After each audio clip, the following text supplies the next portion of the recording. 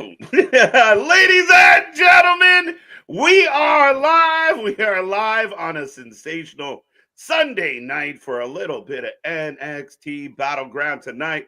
Live from Las Vegas, live from the Apex, or the UFC Apex, if you will. It's going to be a jam-packed night. Lots to figure out, lots going on. It's NXT NA tonight. We're going to get into all the action, all the reaction, all that fun stuff. So strap in, strap on, grab your snacks and your feel good. Click all those buttons. It's going to be a fun night. Let's go.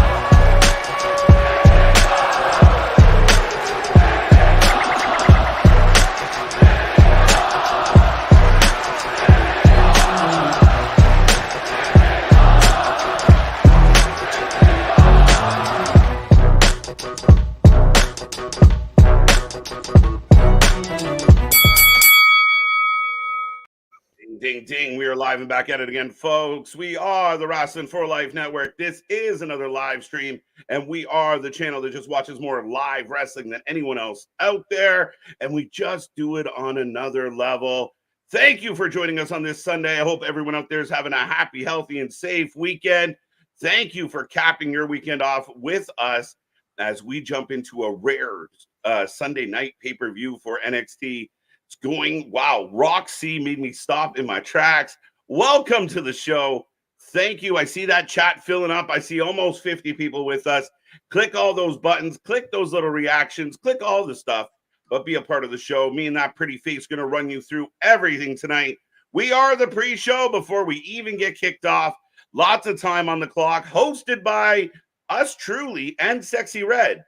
But if you're not into Sexy Red, I am Mr. Every Night KJ White, the Iron Man of YouTube, and that is Big Nick. Ladies and gentlemen, boys and girls, children of all ages, the Wrestling for Life Network proudly brings to you its YouTube tag stream champions of the world, the Every Night Delight KJ White. I am Big Nick, and my guy, it feels like we're playing with house money tonight.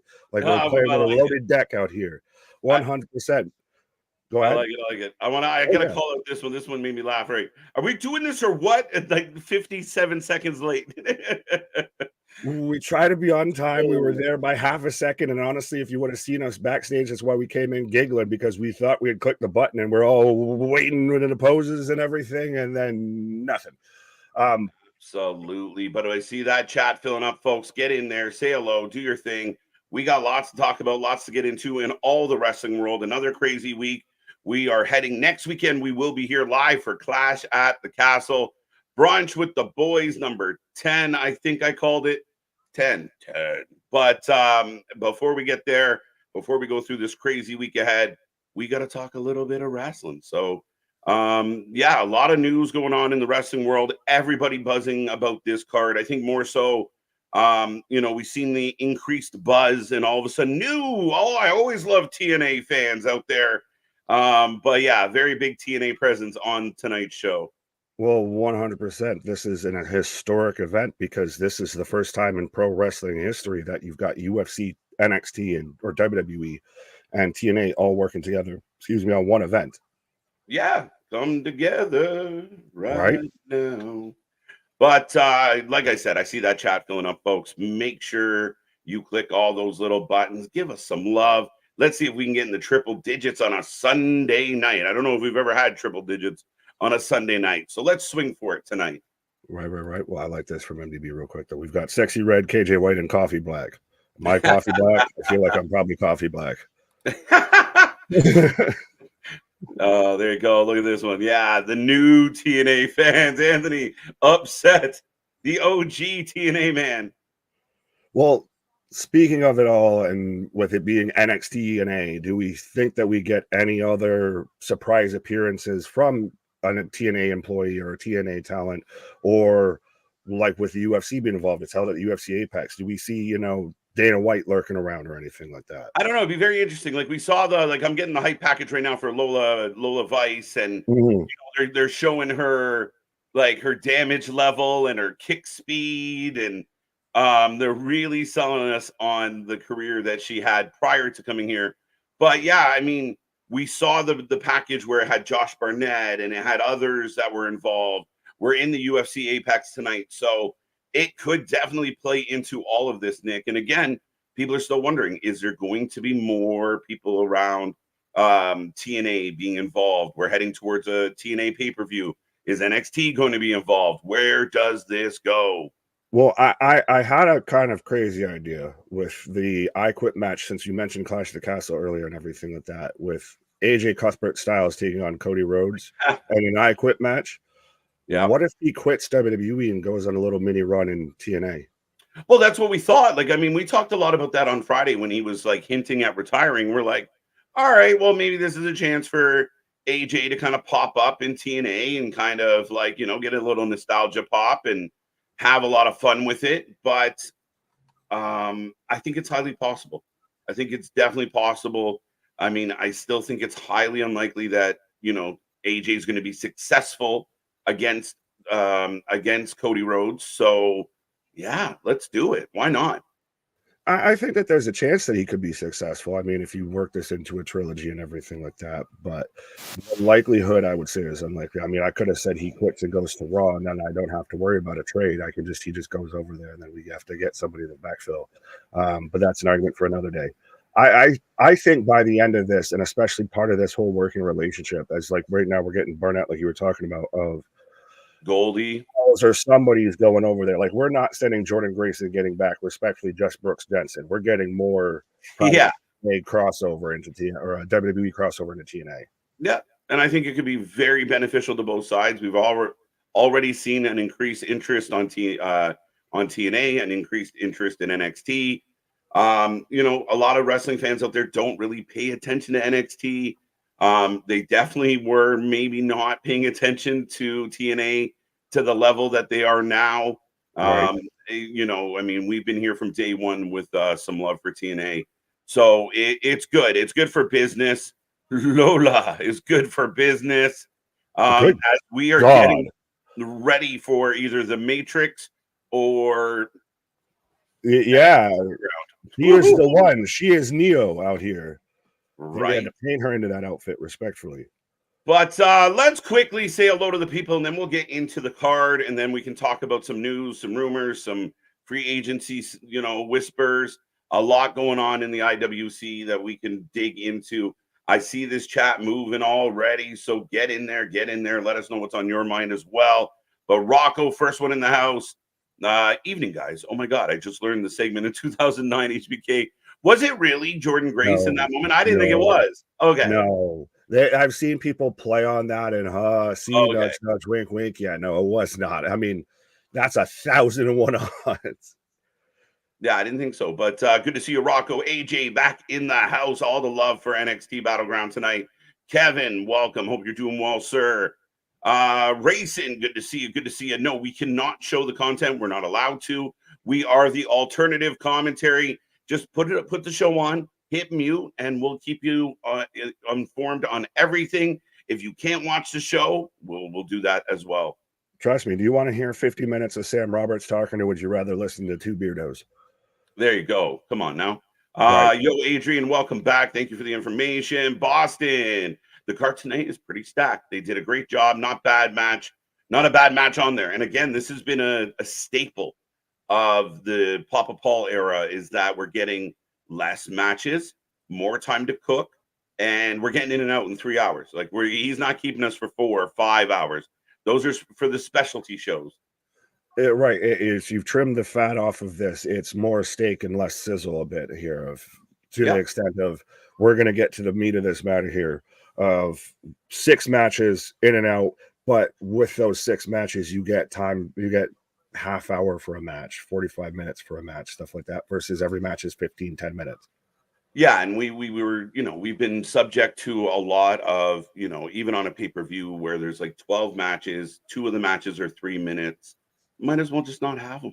Right. You know, if it's on the pay-per-view, it's got to mean something. And I would argue that if you look at tonight's card for NXT, every match has a story to it, has a build to it, or means something. Oh, absolutely. And even with every match, I know we're going to get to the predictions here or go through the card in a little bit here, but even when we did our predictions, every match is kind of a coin flip. You could really make a case for either side, every side, especially in the ladder match, for that person to win. Yeah, 100%. I mean, again, I think we're looking at the opportunity to, you want that going into the shows. And again, if there's an obvious, like we just talked about AJ and Cody, if we kind of know Cody's winning, it's really, important that the story gets us there in a good way. But I mean, with this one, you want to be guessing. Me and you are still fighting about what's going to happen at Clash, like where you got 7 days to find out, 6 days. Right. Like that's what you want the fan base doing, debating. Oh, you're crazy. My guy's going to win. Your guy's going to lose. Like that's what you want amongst fans. And to where each side has a valid argument to where either way you look at it. Oh, wow. Yeah, actually, that's pretty true. Yeah, they could do that. There's a reasonable side on either side. Absolutely. Anyway, the wind blows. Roman, good to see you. 1 minute away. Now we're past that. NXT. Anthony feeling it, ready to go. Eric Isaac's back in the house. Hey, gang, I can't wait for the history to be made tonight. Let's go. And we will talk about what could potentially happen. Right now, we are getting the pre-show, folks, so get in that chat. Don't be quiet. Don't be shy. We are getting a replay of the tag champs getting beat up by the OC, who are definitely being more prominent over the last little while here. Yeah, well, now they're paired up with AJ, which makes you wonder with tonight with the tag match here. But yep. I'm still questioning why the tag team champs are working the merch stand. Right. They got to put in their appearances. They got to get that side hustle here.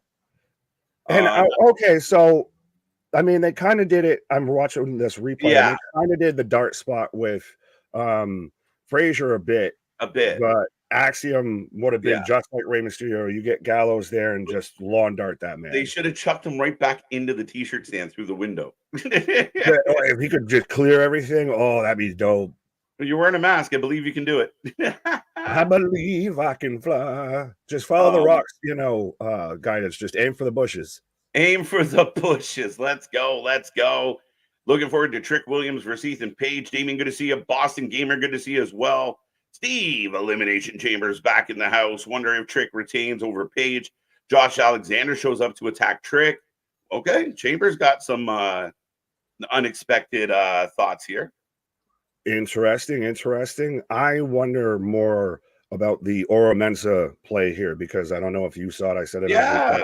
If you haven't seen it, folks, earlier today when Ethan Page showed up at the arena at the Apex, Oro Mensa just, when I see what's on site, and just jumped the man for the second time in a row here. So he might play a part in the main event. I could see where Trick takes over Metaphor with Noam just off and wherever.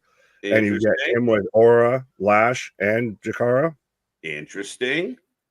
They Meta 5. They Meta 4. Now they Meta 5. Very interesting. Yeah, and that was it. I like these clips. I mean, I like that, Ethan Page shows up, and here goes a clip that goes viral of Oro Mensa jumping all over Page. But we'll see. I mean, I always feel like, are they up to something when they give us something? Well, that, and also that is actually true. Could it all be a fucking work and everything? It'd be a ruse. Right. But I do like that we've got a little bit of these snippets, especially it's happened recently a lot with NXT, of the little snippets after the show, what have you, of little bits of like the first Mensa attack was after, the whole promo segment with Trick and everything after NXT had gone off the air. Now this one's before the show kicks off. We've got Jensen cutting promos and interrupting commercial segments, saying that he needs to be let in the building, all that. Yeah, the Jensen thing's been really interesting because he's all been but forgotten. We see Briggs making moves and becoming, riding through this world, right. But a new attitude. So again, you got to figure something out for Jensen. This is at least something new that they're trying. Right. So I'll give him credit on that for sure. All right, who else we got kicking around, Kevin? We got Christopher, always a pleasure, sir. MDB in the house. Let's go. Christian, that's a long one, so I'm sure it's full of a lot of fun stuff. Thank you, Christian. Easy Bake, MDB, Daniel. I feel like it's been a hot minute, my friend. How you doing? Bradley. By the way, the prediction title is on the line. I don't know why Bradley always makes me think of it. Because past champ. That's right. Let's go. Right. Let's get that. Yay! As a sport connoisseur, like John, and we need to Christian, know. you are getting Chris Jericho and the shit out of this right now, my guy. Respect. You are a fucking learning tree. As a sports entertainment veteran like John Bradshaw Layfield. Thanks, guys. Shit, man. Sorry. But good to see you, Trey. Good to see you, Christian. MDB's got all the 10s. That's for Chambers. I think we got Easy Bake. Bradley Odds is back in the house. Ringsider Anthony, of course. If you haven't seen Anthony's review of TNA from this week after our stream today, that's something to watch. Take Anthony to bed with you. Pause. Provocative as shit. Right. Theater of the Absurd back with us. Todd, how you doing? Mike, how you doing? Jason, how you doing? How you doing? I saw some pictures of the Apex. Have you seen anything yet? I saw one picture and it was mostly of a sack of In-N-Out burgers. Did you see that? I thought it was funny. Like, bro, you took the picture and you didn't move the burger. I think it was more just like, look at what I got for lunch. And oh, hey, by the way, I'm here. Paul Carpenter, welcome back. He's pissed. No Tatum, but Tatum's heavily involved in stuff, so don't rule her out yet. She could show up at TNA on Friday. Facts. All right, Rosemary and Havoc and everything. There you go. Possible. Right. Blazer with her Triple H jacket. Let's go. So I'm getting a tweet. Ruca. Everyone's favorite beach girl. I'm gonna soak up the sun. She should come out to that song. She really should. Is it good for business, or am I just a bit too salty about it? Well, it is good for business, and I understand the saltiness. I know us three have had this conversation where all of a sudden people that never even looked at TNA, a lot of people always, it's a third-rate brand, no one cares. Oh, Jordynne Grace on NXT. We love it. Let's go. Let's fucking go. We're going to cover it all the time. So that's the saltiness. But again, at least, I think you said it, Nick, increased eyes. If nothing else, you've increased eyes on both products. Yeah, you've capitalized on an increase in viewership and everything. That's the best case scenario that you can do with that. Yeah, it as a content creator, you can have a feeling about it and everything like that. But if you're really looking at it from the company's aspect, they got more eyes and more attention. Absolutely. Ricky, good to see you. How you doing? As far as I know, Gigi's got a knee injury, so I don't expect to see Gigi anytime soon. Yeah, unfortunately, she's banged up, but we could see, her boy toy there. Are they married? I know they're at least together. The rest of the Rascals show up tonight, according to Anthony here. There you go. That'd be fun. Chris, welcome back. I think we got most people. AJ in the house as always. Patrick Watkins is in the house. A+ review by Anthony. MDB. We love it. We appreciate it. There we go. We got Tony. We got Adrian. Trying to see if we missed anybody. LD. Welcome back. Been a minute. Greg. Right. There we go. Scott Rizzo, always looking good. Happy NXTNA day. It's so muscle memory doesn't want. I had to slow it down. NXTNA. Hey, what do you say? But what's up, Kev? Some love for the chat. But yeah, so we got an interesting card tonight. We got lots to talk about as far as potential. They're hyping up the women's championship match right now, and again, there's Jordynne Grace on a WWE graphic, which is a nice feel to it. Do we want to run through some of these matches, Nick? That's fine, absolutely. I did want to just get on this one kind of two comments here real quick from MDB real quick, though. At least we know Wrestling for Life isn't a bunch of phony marks who bandwagon some bullshit. You're a phony. You're a big fat phony. I'm not going to confirm nor deny it, but yeah, I'll confirm it. Well, it's facts. We put our actions speak louder than our words, and I'd be hard pressed to find someone out there that's covered as much TNA as we have over the last 2 years. Right, and that's why Wrestling for Life Network over everybody. We need that on a t-shirt already. I think we do have that on a t-shirt. There we go. So you should go to the merch store. Make sure you get yourself a t-shirt there, MDB. There you go. Get yourself a t-shirt right there in the middle for you. Right, see, there you go. Right there. Circling it for you. Go get it. We got t-shirts, tank tops, crop tops, drop tops, anything you need. with our logo on it. Back to Spaz. Yes, Spaz. Thank you for the $10 super chat. Imagine a proper company to company draft. Seems like we're getting Ricochet for Penta. You think Mud Show fans will turn on Penta like they did for Tama Tonga, Julia, Spears, Ego, etc. Yes, it's you see it already with Starks. Christ, you're seeing it honestly with WWE fans to an extent. I feel a bit, not as much, but a bit with Ricochet. And everything, and we still don't really know. I just like that pro wrestling's now reached a level to where it's like NFL, NBA, NHL free agency. Well, go ahead. No, go finish ahead. that thought. No, that was literally it. I was like, yeah, I mean, again, it's an interesting one that people get like emotional about, and I get it. With wrestling, there's some connection, but I mean, I'm a sports fan. I get emotionally connected to the athletes on the teams that I want to cheer for.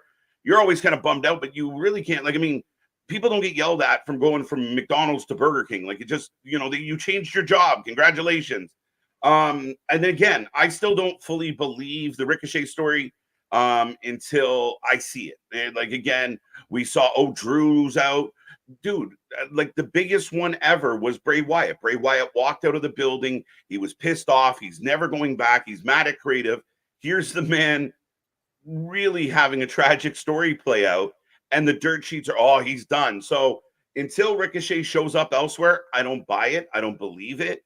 There's a lot of factors. However, if there was ever somebody that would consider making that move, I could see it. We talked about this, like those lower mid-card guys that might at minimum for a couple years get paid extra to get a bunch of dream matches in and then figure their lives out. Right. Well, Ricochet, I know I'm with a little bit on the I'll see it I'll believe it when I see it type of thing. Just in the sense of you never say never, you never know when. Like you said, there's been this example, that example.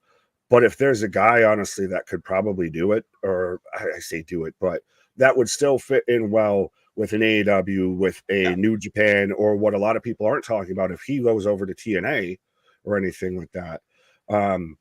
I think he'll do well wherever. I think he's doing well right now in WWE. It all depends on what he wants to do, where he feels he wants to go, everything like that. I've even heard that people within the company, are okay and actually kind of admire the fact that he's betting on himself and everything. There's it's not the BKM era of, well, screw you, I'm going to do everything I can destroy you on the way out type of situation anymore. Yeah, and I mean, again, I think that's where the fan base kind of baffles me at times of like, if someone feels like they have a better opportunity or they're going to get paid by a mark even more, then they have every right to try that and explore that. I don't knock anybody's hustle. I don't knock anybody that's trying to better their situation. The skid marks out there, there's been, they get mad at, you don't even know Julia. You don't even know some of these people. And you're like, oh, screw them. They didn't. It is what it is. And it goes in both directions. And both companies are guilty of it as far as the far right and left of every fan base is a little fucked. But, Sexy Red here with all the money. Right. Literally. You never do that in an NXT parking lot, especially in Vegas of all places. You can get hurt. You can get mowed down. You get run over quick. Right. Rikishi's about to pop up and say, I just did it for the money. I did it for the bands. Yeah, and again, I think you touched on it internally as far as these free agents go. They're all cheering for each other. They're all friends. Like we saw, no one's mad at Mercedes Moné for going to AEW. Her friends came with her, like to cheer her on, support her and everything. Yeah. So I think we're going to see. Sorry. Oh, I was going to just say I could see if like Ricochet does go to an AEW or a New Japan, I could see him having an impact a la Will Ospreay. Yeah. Yeah. And again, my thing is like people are like, oh my God, Ricochet. Oh my God, Ricochet. I love Ricochet. Big fan of Ricochet. I know what he can do in the ring. I was a fan of him when he was wearing a mask and he wasn't even in this company. Right. But now that you have him, like, okay, so he goes to AEW. He has that Ospreay match. He has a Swerve match. He has a Phoenix match. He has a Pac match. Then what? Like, is he world champion? Will Ricochet be AEW world champion in 2025? I don't know. But I could say that that's more likely than if he was in WWE right now, at least in the current landscape. And again, though, still not everybody is going to be a world champion. It's just literally cannot Mhm. physically happen with the amount of wrestlers and the amount of actual championships going around. You dilute everything. And the Mhm. people that are out there, well, Samantha's in WWE, so why would he ever leave? Well, Rhea and Buddy both work in different companies. Yeah. Andrade and Charlotte worked in different companies. There's plenty of wrestling couples that worked in different Yeah. companies. Imagine you walked in the door. You're making, let's just ballpark it. Let's say he's making 6 figures right now. But Mhm. he looks at his girlfriend and says, or his wife or his fiance, whatever the fuck, and he says, "Listen, the dude on the other side of the fucking country is going to pay me 7 figures for 3 years. I'm going to make more money ever. And you know what? I could probably come back when I'm done doing this." So again, as a couple, you come to that conclusion. What is beneficial for you? Are you going to go through some hard times being apart? Yeah, but with the AEW scheduling, Ricochet could probably go on tour with her. Fuck, we'd be fine. Just show up Right. on Wednesdays. Well, another $10 super chat from the Spaz Yes. Feeder. Thank you, my guy. God damn. That is a reminder, though. I know we talked a lot about right there and everything like that.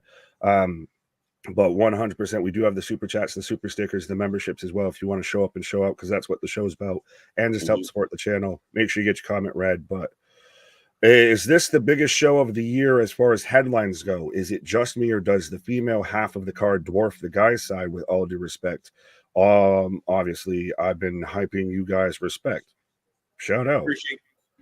Appreciate the hype for sure. Well, we're more than hype for damn sure. We're a fact at this point. But yeah, I appreciate the shout out, my guy. Biggest show of the year. It's hard. It was still this year, so technically you're wrong, but I think buzz-wise, as far as in 2024, what other, like, I mean, with the exception of maybe a Stand and Deliver, which was good and wasn't like, I mean, there's a lot of hype going into this one. I give them credit. For an NXT show, it's probably the most buzzworthy NXT show of 2024 to this point. oh yeah, if we're going strictly NXT, absolutely, I will give you that 100%. Yeah. Overall, probably not. No, but biggest NXT show, I would say this is the biggest NXT show this year. The other part of that about the female side of the card, now NXT has championed women's wrestling on a higher level than anybody else out there right now. So it doesn't surprise me. I mean, this match between Roxanne and Jordynne, huge. A women's North American title ladder match, huge. They push the women's side of the roster. They don't shy away from it. They highlight it. So it doesn't really surprise me. And again, if you are Trick and Ethan, you're gonna have an like, if those are the co-main events, I don't care what order, you got something to live up to. Oh, absolutely. And I'll go with the UFC reference of, good old Nate Diaz. I'm not surprised. This has been a thing 100% with NXT for the longest time. We've said this from the mountaintops, and now everyone's finally noticing. They really use their women's division far superior to a lot of other companies, even within other brands within their own company. Yeah, 100%, 100%. And I will remind everybody out there who's watching right now, we try and click on as many messages as we can, but the super chats and the super stickers are your way to stand out. We greatly appreciate Spaz for dropping a couple already on this stream, but keep it coming, folks. If you want to guarantee we click on your message, the super chat is the way to do it. Right. And that way we don't miss your comment or anything like that. Or say hi if you're new and popping in and everything like that. That's it. Do you want to run through the card now that we went on the tangents? Yeah, all the tangents. Welcome, Jacob. Good to see you. Hakaleo's been rumored. I love this one. Hakaleo. How do you say it? Hikaleo. That's how you pronounce your name. Hikaleo. Hickory Sticko. Yeah, Hickory Sticko. Well, are you surprised on a random note that Cheetah just fucking up and disappeared for the longest time in AEW? No, but that's been common. Like, I mean, Cheetah, Riho, they come in, you see them, they win a bunch, and then they disappear. Like, where did they go? What did they do? Like, it's common practice with Tony. I don't even know that she's showing up. Like, is she wrestling Japanese matches? Like, I don't she's not doing shit. I really wish they would use her better, but like anyways, yeah, it's Hikaleo. Hikaleo. They're rumoring or speculating that he's pretty much wrapped up with New Japan after they had Dominion, I believe, over the weekend. So there's that, which I guess we're already getting the IWGP match set up for Forbidden Door, where it's going to be Jon Moxley versus Tetsuya Naito. Yes. Naito. Yes. But, I don't know. So do we want to run through these matches as I'm getting Lash Legend on her, time in Vegas? Yeah. A little bit of, oh, is that Trick in the background? It is Trick in the background. This stalker. That's so funny. I thought it was about to be like Keith Lee and the fucking walking in the frame during the Hall of Fame and everything. Like, what the fuck are you doing here? KJ and Nick, two real dudes who dig wrestling. No agenda, no narrative, only facts. Scott, I love that. I love it. Absolutely. Man's put that out on a tweet earlier and everything. That's awesome.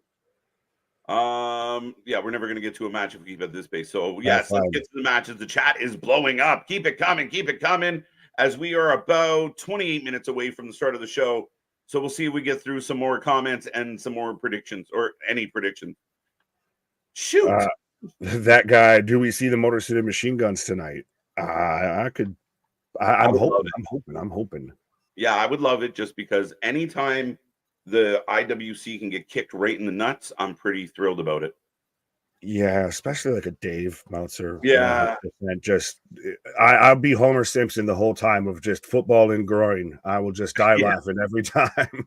I hate to admit it, folks. I'm spiteful like that of like, oh yeah, y'all think you know? Let's see what happens. Right? Same thing with Rick. I mean, we saw it with Drew McIntyre. Like, Drew's gone. Drew signed. Oh, okay. Guess you ain't no shit, huh?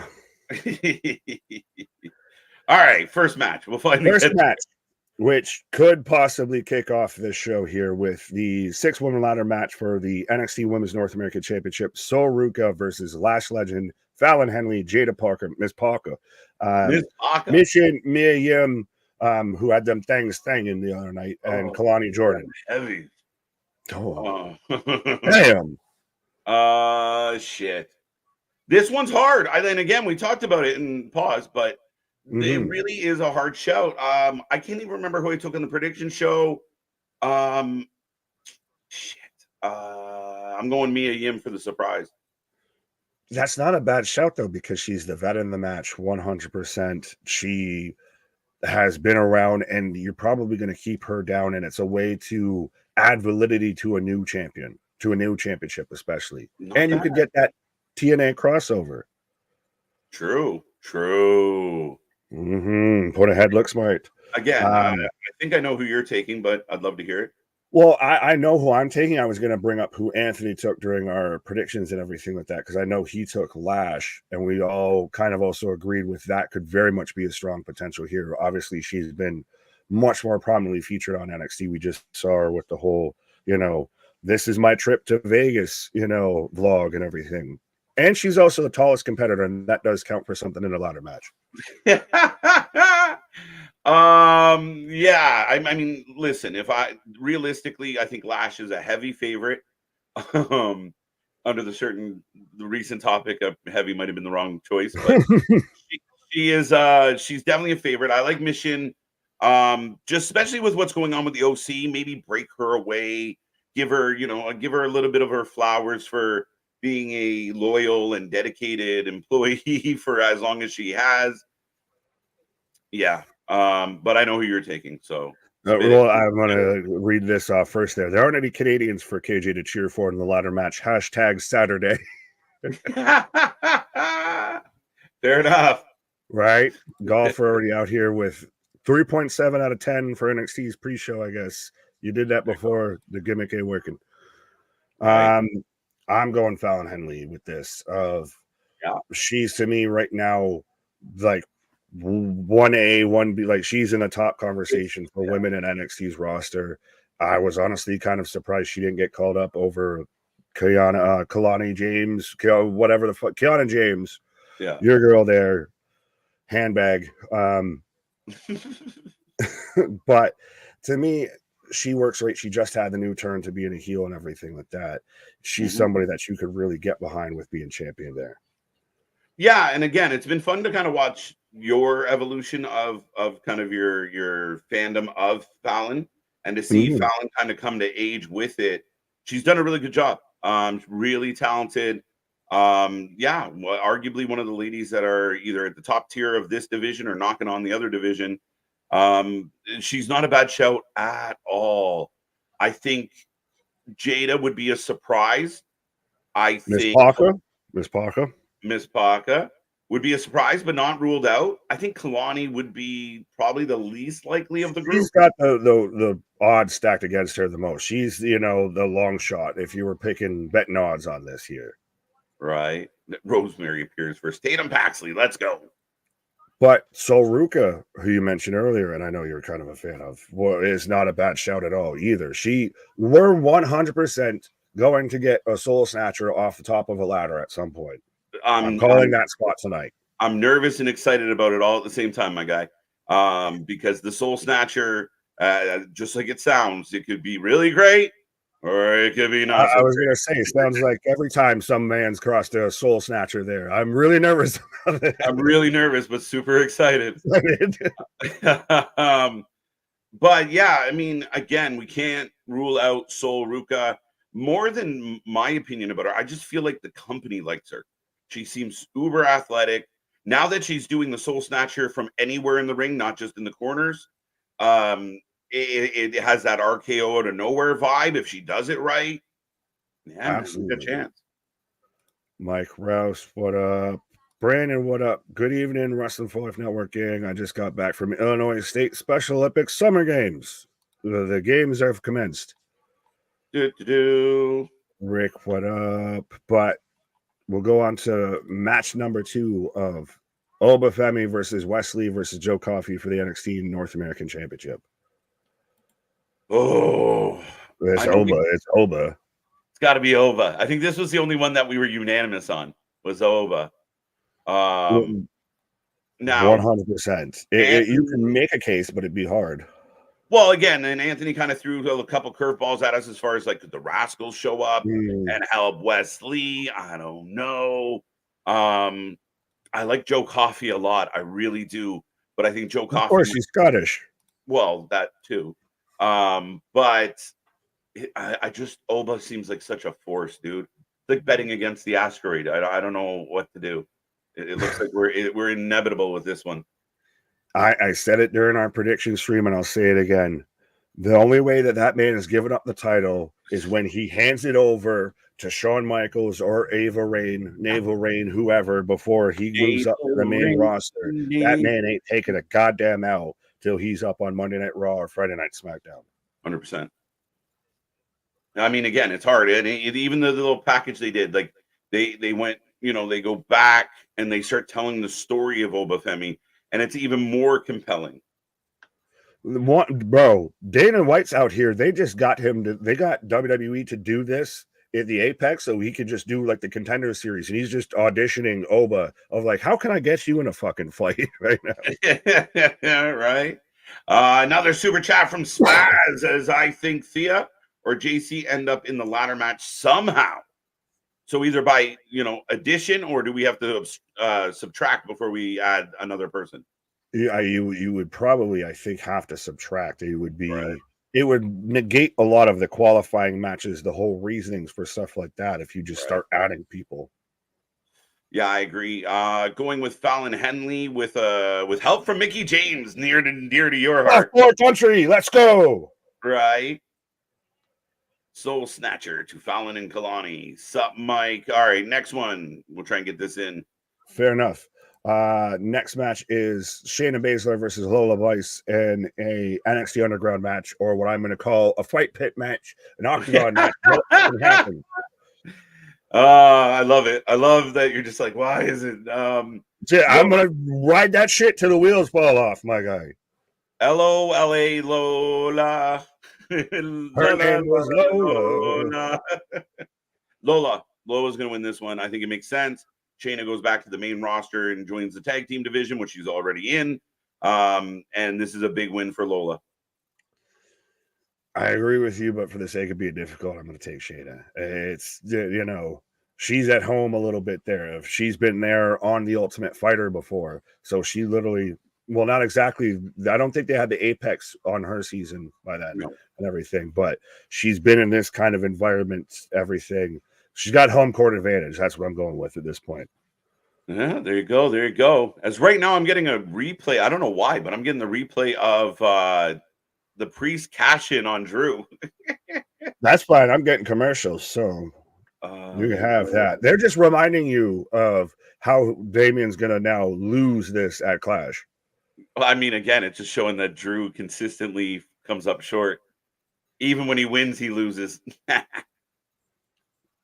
Jesus. Well, now I refreshed it. Now I'm getting that. Okay.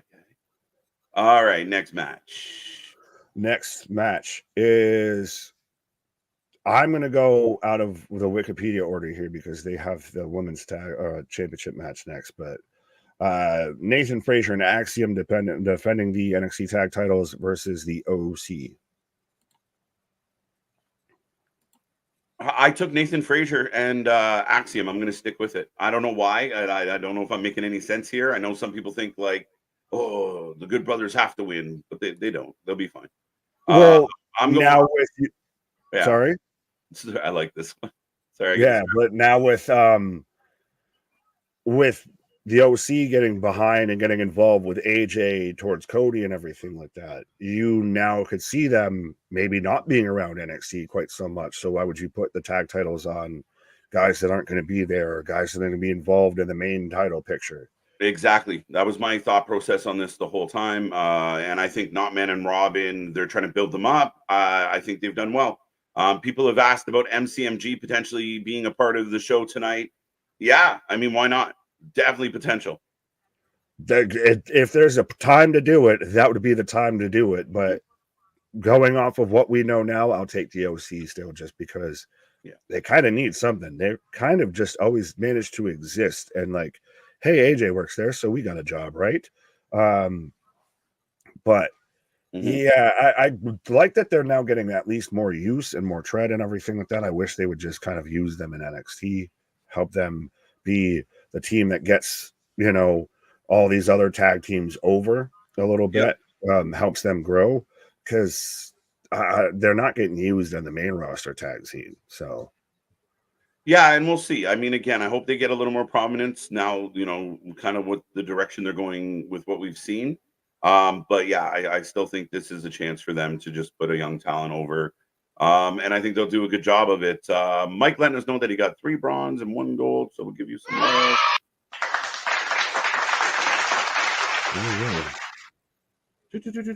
Where did you get bronze and gold? What? Oh, that was just here. I got 3 well, bronze. No, I saw the comment. I was like, what were you competing in? The Olympics? No, that was Brandon. That was not the Olympics. Right. Oh, shit. Everybody in the Olympics. Lola for the win. She has some matches to win on NXT. Shayna's done with the Child's Play. She's got to go back to the big leagues, not leaves, and win the tag championships. She's going to compete for them. I don't know if she's going to win them, though. Right. But I do like how, with this being the inaugural championship and everything, this being a kind of groundbreaking historic moment here, because it's the first match for the championship here. They're doing a little kind of package for every wrestler from a tweet in the women's ladder match about their whole little process, training, getting ready for the match, what have you. Right, their little Vegas story. Fallon, yeah. I Fallon in love. I'm going to win the predictions title. Go for it, Ricky. Go for it. Special Olympics in Missouri is where Mike was competing. So everybody's competing in the Olympics. We got Olympic athletes. We got, Chad Gable and Kurt Angle out in here in the chat. Right. No, Craig, Ricochet has not left. Rumor is he's notified the company that he will be leaving. Which, again, sounds very much like pro sports kind of free agency of letting a company or letting a team know I'm not going to be extending my option and everything after the season here. Absolutely. As we approach triple digits, folks, get in that chat, be a friend, tell a friend, take our link and share it with your friends. Let's get us over triple digits all night long tonight. We're looking forward to all the Oh, action as we're still going through the predictions. But Craig, Ricky, Michael, all the other people that have shown up since we said hello. Adam in the house. Let's go. Let's go. Let's go. All right. I like. Well, Jacob, what up? I like this one though. This is the prediction title Olympics. This is the prediction Summer Games is what we've got going on tonight for Battleground. Right. But so the co-main and the main event are the only two matches we're left with here. Roxanne Perez versus Jordynne Grace. I like it. I kind of want Jordynne to win, but I'm taking Roxy. Not a bad shout. I mean, they're kind of still predicting that she'll get called up by the end of the summer, that they're still going to probably do her versus Juliet Heatwave, so it makes sense. But god damn it, wouldn't it be cool if they had Jordynne Grace win it? It'd be pretty fucking cool if they did. It's one of those, yeah, but it'd be a whole lot cooler if you did. Right. Oh, we got Ava. Oh, good. She put on a tube top for tonight. Somewhere. How are you there? Dusty Rhodes is turning in his grave right now. Son of a bitch. She's got the giant old school Ultimate Fighter logo behind her here. Right. The good old. Well, I saw this story floating around, speaking of Ava, that there's no plans for her to go back to the ring unless she's in the Nick Aldis realm of, if the story calls for it, they'll go with it. But right now, she is a general manager and a general manager only. Yeah, probably because she's not good in the ring, but she's also not good as a general manager. So, Nepo baby. Famous. If she was fucking anyone else's daughter on this planet, she would not be on my TV right now. KJ's never going to be allowed at an NXT taping because he'll just be the one out there like, Nepo baby. Nepo baby. Fucking hell. Just start singing Naval Rain, Naval Rain. KJ, let Ava live. Right. Ava Rain. I might have to try and pop into an NXT, but we'll see. If Lola beats Shayna, Lola gets winner of the NXT title or an NA title, 100%. They're already building Lola up to go after belts. Is it still crazy though that like Nikita Lyons is still MIA? Sure.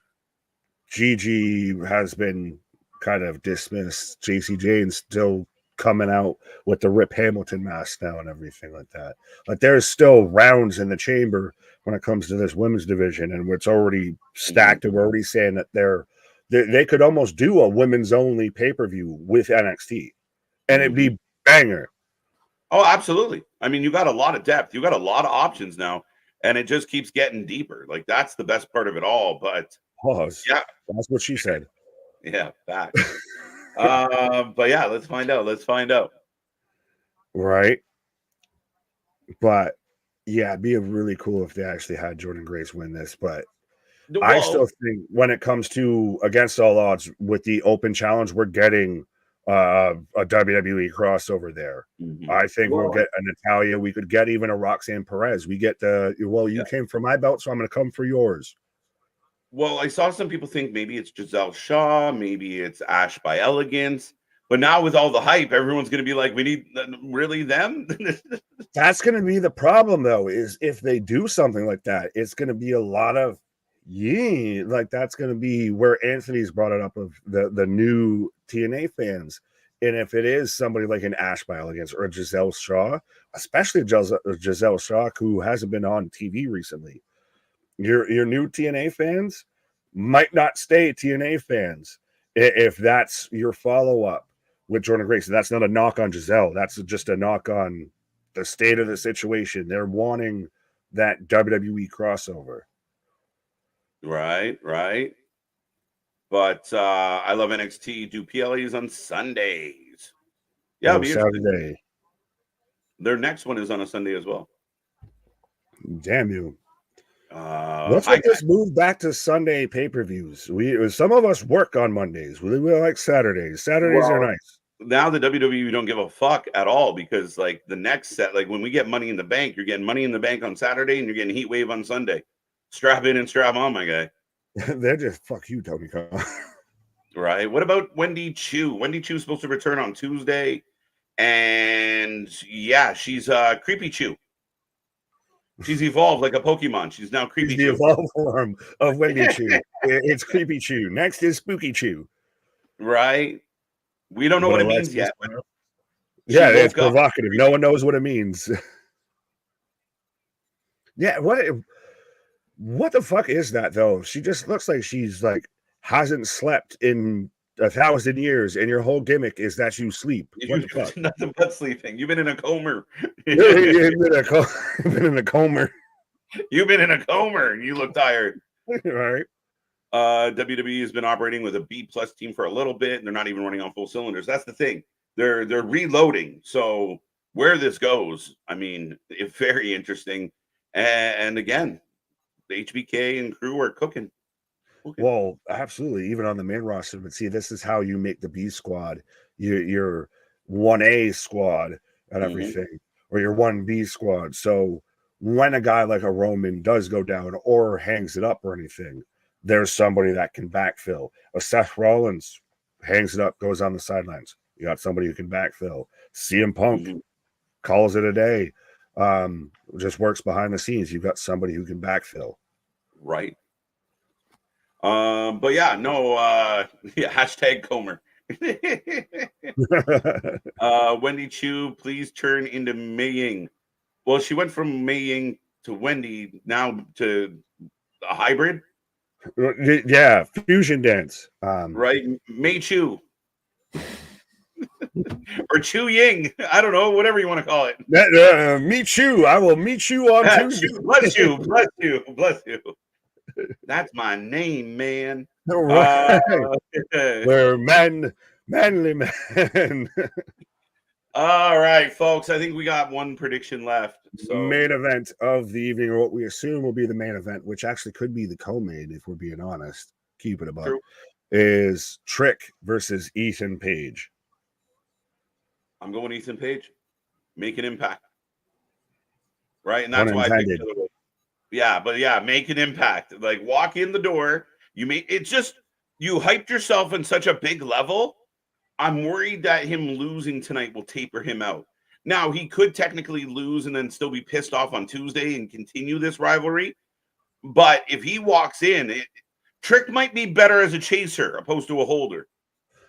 That's 100% what I think this is Mike from NY saying the women's division in WWE is on a whole nother level. Facts, especially in NXT. Meet you outside. How about that? Scott said Ethan wins. Richard saying, I think Noam costs Ethan. That could be a possibility if you get the metaphor interference and everything. Because now we're getting the replay of Aura attacking Ethan here. And that could be a thing to where if we get something like that as a feud going forward. But I think that's a big slide a little bit to go from world title contender to feuding with Aura Mensa. So I agree with you. It might be a little bit more of a bait and switch-ish, potentially. Yep. But I do agree that I think Trick needs at least a reset. He might work better as a challenger versus a champion.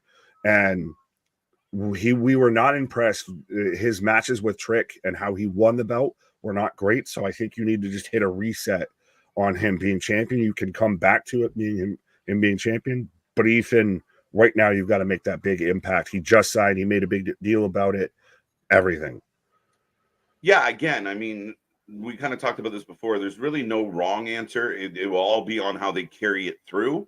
I just think Ethan Page, I mean, even doing that promo, he is so polished in comparison to Trick right now. Give him the belt. Like I said, that Bobby Roode run, it wasn't a long one, but it was an impactful one. Not to go back to the well on that usage of the word, but yeah, make an impact. Make us, feel it. Like we don't even know what his entrance is going to be tonight. Looking forward. Well, and Rick, I think Nick hates Aura Mensa. Maybe. I'll admit, when I saw the clip online today of Ethan getting jumped, I had to go back and watch it a second time. I was like, wait, did something really happen? Like, was he just walking? Where was he? So I realized who it was the second time, but the first time I was like, what the fuck? Right. LJ from BK, what a come up from Paige, from Daly's Place to main event NXT. Mm-hmm. I'd say it's come up. I like the quote that he put out there. It took me 17 years to get here, and it took me one night to become main event, to get that title. So right, let's go. I mean, I'm all for change. I'm all for mix things up. Let's make it exciting. Let's have some chaos. Right, but as Rick even points out, Trick is going to whoop that ego. You could still see and make a very valid case for Trick is the guy that they've kind of built behind 100% of he's become the face of NXT. So do you change that in one night? That's the thing. Like, I mean, and again, there is a way that Trick pulls off the win tonight, and then you have this angry, arrogant, pissed off Paige that isn't going to give it up, that he's going to keep coming for that title. He's going to keep showing up and try and get that title. So then you build that rivalry into Heat Wave, into other shows. Mm-hmm. So, yeah, again, the people who are watching tonight that, they buried Trick or they buried Ethan at the end of this night, they're not. Again, the burial comes after if you don't handle it properly. Yes, the Charles Barkley burial comes after all of burial.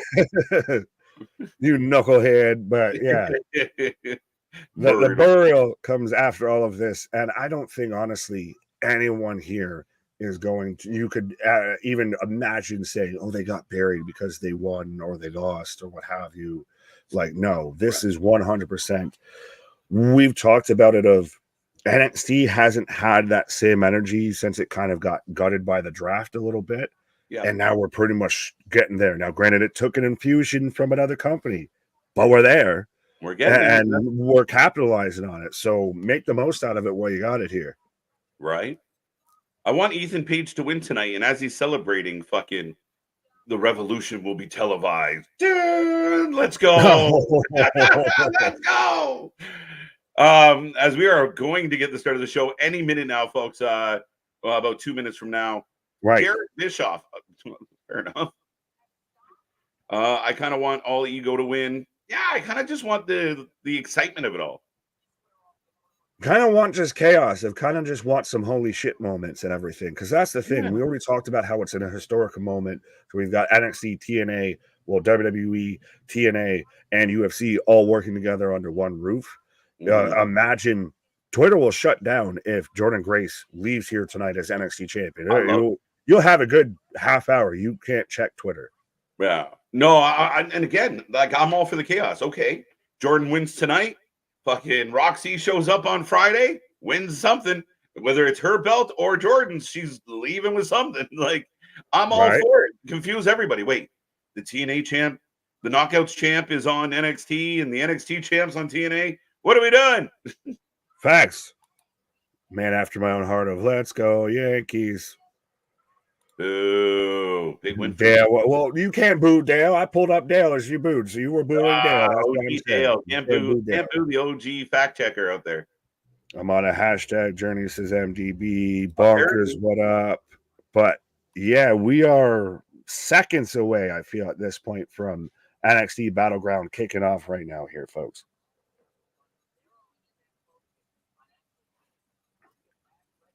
Bo Dallas, Jeff Cobb issued an open challenge for his belt. I like that though. Bo Dallas, Jeff Cobb. That's a big bow. 100%. And no neck. Jeff Cobb is just Samoan Rhino, or Polynesian Rhino, I should say. Polynesian Rhino is Jeff Cobb. Polynesian Rhino. Who's ready for some car crashes tonight? We're looking forward to it. Should be good. Welcome back, Jordynne. Ladies and gentlemen, the pre-show is coming to an end, which means the show is about to begin. Nick and I are going to do our best to link up and make sure we're on the same page.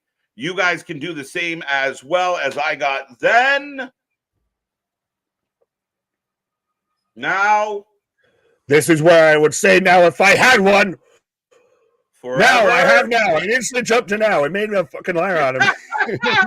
You were just quiet. I was like, together. Now. You got together? Now. Did you just get together? I just come together right now. All right, ladies and gentlemen, we are locked in. We are looking at the Las Vegas Strip tonight. It's going to be a fun run. Fun run on Viva Las Vegas. But yeah, Sexy Red, the host tonight, live from the UFC Apex. Get in that chat. Be a friend. Tell a friend. I want triple digits in this chat. So let's go, silly rabbit. Tricks are for kids. Tricks are for lashes, apparently. Whoa, no. Word of the day, impact. Word of the day, hashtag. Here we go. Here we go. And again, though, this is going to have that small crowd feel. This isn't going to be that gigantic raucous crowd because it's 600 to 700 seats. Yeah. This is an interesting setup, though. Excuse me. Shit. But it looks jam-packed, like, to their credit. And Sexy Red in the ring. Yay. Yay.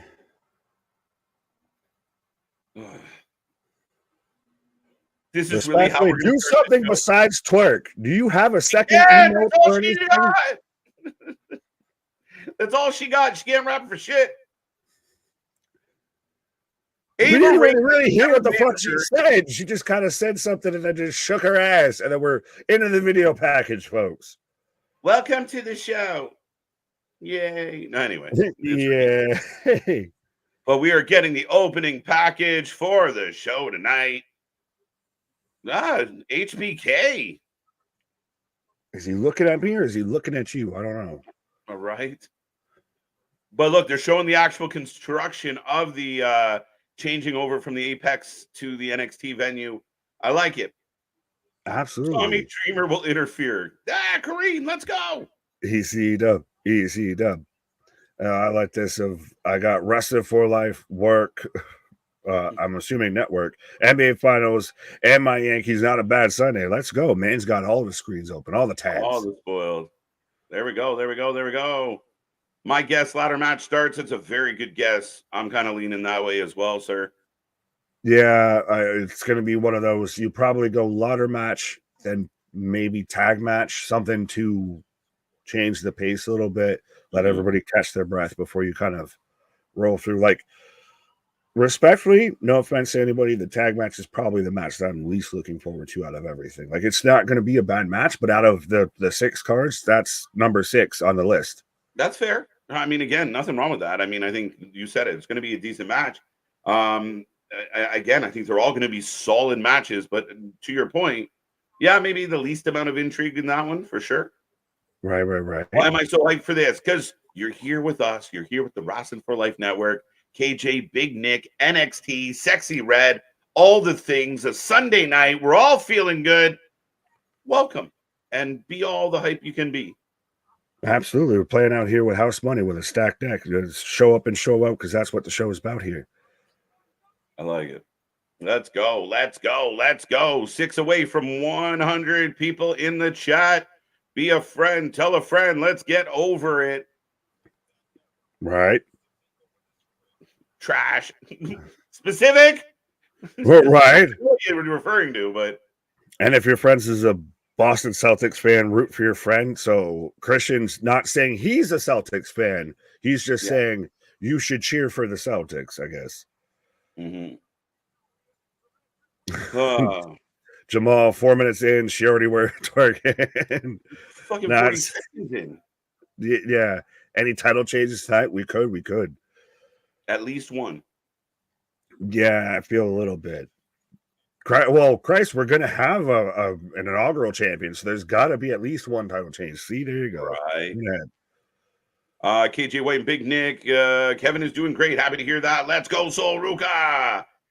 Geek Box, my second favorite box on the planet. Hey, guys, hope you're having a good stream. Gonna be some magic tonight, I feel. Geek Box, stay tuned, man. We're going to give you something. We got some things for you tonight. Well, with great beard comes great reaction. That's still the best. Right. Oh, the belt's up in the sky, guys. Right. So we're kicking it off with the ladder match, but John C, I saw you in there. I can't find your comment, but I saw you. Boston's out here. Oh, going off about the Celtics here. Celtics suck. I have no stake in the game, even though I live in New England. I don't. I mean, I guess Celtics. I just generally cheer. You know, they're in the East with Toronto. Toronto's not there, so fuck the Celtics. And you know, it's one of those of like if you have an AFC team or like an Eastern Conference team, right? if your team doesn't win it at the East, the Western Conference needs to win. Right. As here comes Soul Ruca to kick it off, Nick. Is that foreshadowing? Right. A little foreboding? As she got open it off? As we were over triple digits here for a quick second here. Let's see if we can get back there. We're flirting with it. I don't know. I'm about to flirt with something. Breaking up the daisies. There we go. Knicks, please. KJ has no choice but to be a bitter sports fan. He's from Toronto. Yeah, facts. Facts. I'll take it all. I'm fucked. And then again, how's Boston doing in any sport? Right I was going to say, bro, I'm from New York. Like, I'm the ultimate asshole, I guess. Yeah. Yeah, but my hatred comes out of resentment. Yours comes out of arrogance and success. Yeah, well, yours is like the more dangerous, like hate. Like we're the ones that like play the game of fuck around and find out. You're the ones of like, I will end you. As Jaida coming out with OTM, so little surprise, but giving them a little bit of presence on the show. Still trying to make them relevant, which hasn't gone great so far. Is it at least? I would say it's addition by subtraction. Of no disrespect to Reggie. I can't remember his, name he's using on the indies, but no disrespect to Reggie, Scripps, what have you. But it's been addition by subtraction here. Jaida Parker being the leader of this, to me, it bumps her the fuck up. And it does kind of bump them up as 100% that her heavies and everything. I think it works way better. Not great. I'm not saying they're fucking world beaters, but I think it's very much made them well better than they were. Yeah, I mean, she's a better presence for that. And here comes Michin. What? I kind of don't get like the snakeskin shimmery outfit with the bandana. Like, I liked when she came out respectfully with like I'm the HBRC and everything. I was happy to hear her bring that back up like this week. Yeah, it's Michin's just kind of gotten fucking confusing and everything. Like she was much better, I think, as Mia Yim. Then we've gotten this Michin thing, and it's just kind of been a failure to launch a little bit. Whoo! Save a horse, ride a cowgirl. What? Here comes Fallon Henley. Bro, let's don't go. Tell my heart, my achy breaky heart. I just don't think you understand. I like it. Bro, fucking softcore country in full effect here. That don't impress me much. Right. She's a fucking star, though. When she gets to the main roster, she's going to be on that level of Mickie James. I gotta find the clip where you were just like, I don't get Fallon. I gotta find That's fine. What comes around is all around. People can change opinions. She is stolen your soul, and it's so awesome. That's what NXT is good for, though. You fall in love with them because you watch them grow and you watch them develop. It's like watching your fucking kids learn to walk. There you go. And Lash, a legend. Meta one.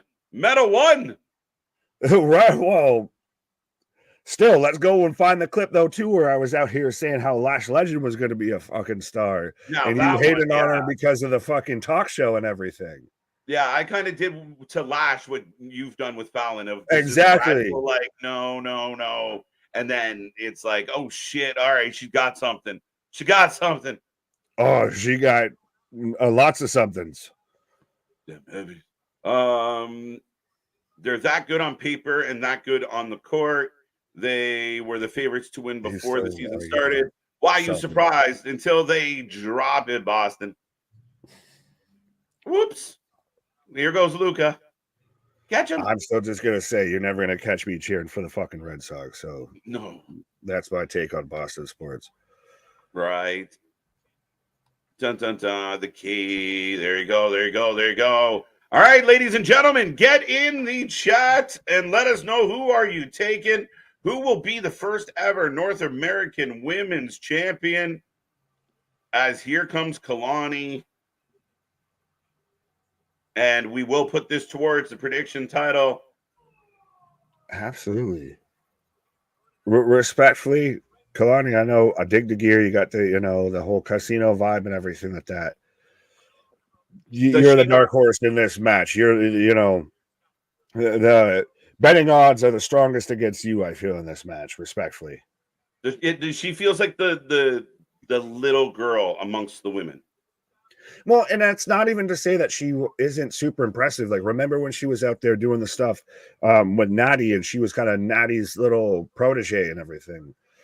She's super talented, but she hasn't had as much development, character, on-screen time, anything like that as compared to everybody else in the match. Absolutely.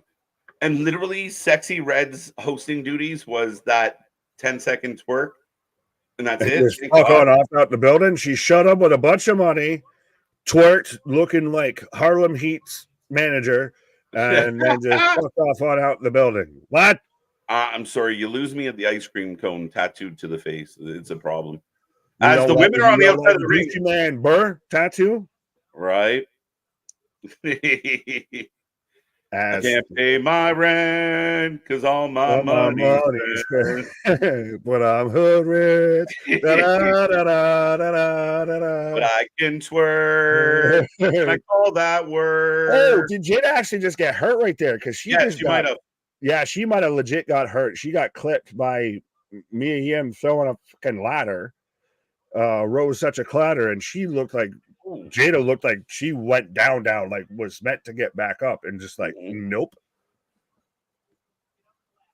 But we're already with chaos underway here. I don't know if you've closed the predictions or anything like that. I was waiting for a second just because we were a little delayed asking for the predictions, but fair enough. Predictions are now closed, folks. Get it in, get it in, get it in. As Lash up over as Soul and Kelani take her out. Not a whole lot of room between the guardrail and the ring. Yeah, but this feels very much like, again, like I said, this is like NXT's Full Sail kind of venue, just on a grander scale, a wee bit. Yeah. And right I think it was one of our, was it AJ? Somebody pointed out 702 apparently in the building tonight, or tickets sold, or yeah, something like that. Well, I know when we were doing the predictions video, I looked at WrestleTix, and it was like the venue's only fit for like just under 700, like high 600. Oh, as up and down, and then a little bit of attitude. Fallon from nowhere. Ah, bitch! Let's go. Nice start to the pay-per-view, folks. Soul with a nice backflip, and then instantly gets kicked in the mouth by Fallon coming around the pole. Pause. Right, big boot by Lash. Are you there? Because I feel like we're like a skip. You know, I got the axe kick. Now Lash sliding the ladder into the ring. Just got there. So yeah. So you there? Yeah, no, you were calling it like you were literally like you'd say it and then I'd see it. So I'm like, I don't know if he's a half second ahead or he's just this man's from the future. This man's Lash taking out everyone. Kelani ducking into the splits. Drop kick. Lash in the corner. Now I got Lash in the corner. What's that? I got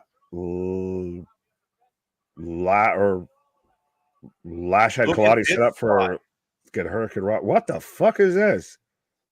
That's awesome. So they lock Lash in. Kelani ends up on the ladder. Oh, reverse Irish whip. Down goes Miss Parker. And Michin takes a... Oh, that was a big-ass suplex. She damn near went to full 360. And then a drop kick under the ladder. Bro. She looking good. Bro, this... We've said bro too much. I feel like our Vince Russo meter is going off the radar here. But it's one of those of this is just hard to freaking call because everything's moving at a goddamn clip and everybody's involved in this. As Fallon's climbing up right now, that ladder's too short. Clearly, you got the short ladder. Oh, she tall as fuck though. They're all tall. Lash, I think, is taller than me. Yeah, 100%. Oh, is she? Oh, that's a rare spot. Gold is missing. Oh! And she hurt her booty on a ladder. I love Lamp. I love it all. You climbed through the ladder. They're doing a good job in not having everyone lay out and just have a spot fest. They're making this nonstop. There's Michin, another fucking suplex. Right, but yeah, that's been the big problem of, well, you see it in any kind of multi-person match of it becomes, especially like a triple threat of fatal four-way of it just becomes everybody just lays out while one person does things or one or two people wrestle. Yeah, a good job making it fluid out of the gate. Oh, Lash almost eating the ladder. Michin doing it instead. That's herself. Michin eats the ladder. Lash can almost reach the fucking belt without the ladder. Just jump. Jump. The damn this block is so beautiful. I like this entranceway. Lack of any beauty in this one, right? What? I don't think there's a lack of beauty in it. Oh no. You are beautiful in every single way. I want you. Lash climbing right now, but Boston. You're my favorite girl. I like this though. Oh no. Oh, going for the suplex into the ladder here between me and right. But no, the entranceway for this is nice. It's very like that old school, Saturday night main event a little bit kind of vibes and everything. Yep. Snatcher from the ladder. Hang tight. Oh, everybody choking everybody. We got a total. That's what she said. Now, see, Lash should have respectfully probably been at the. Oh, there we go. So she dropped Michin.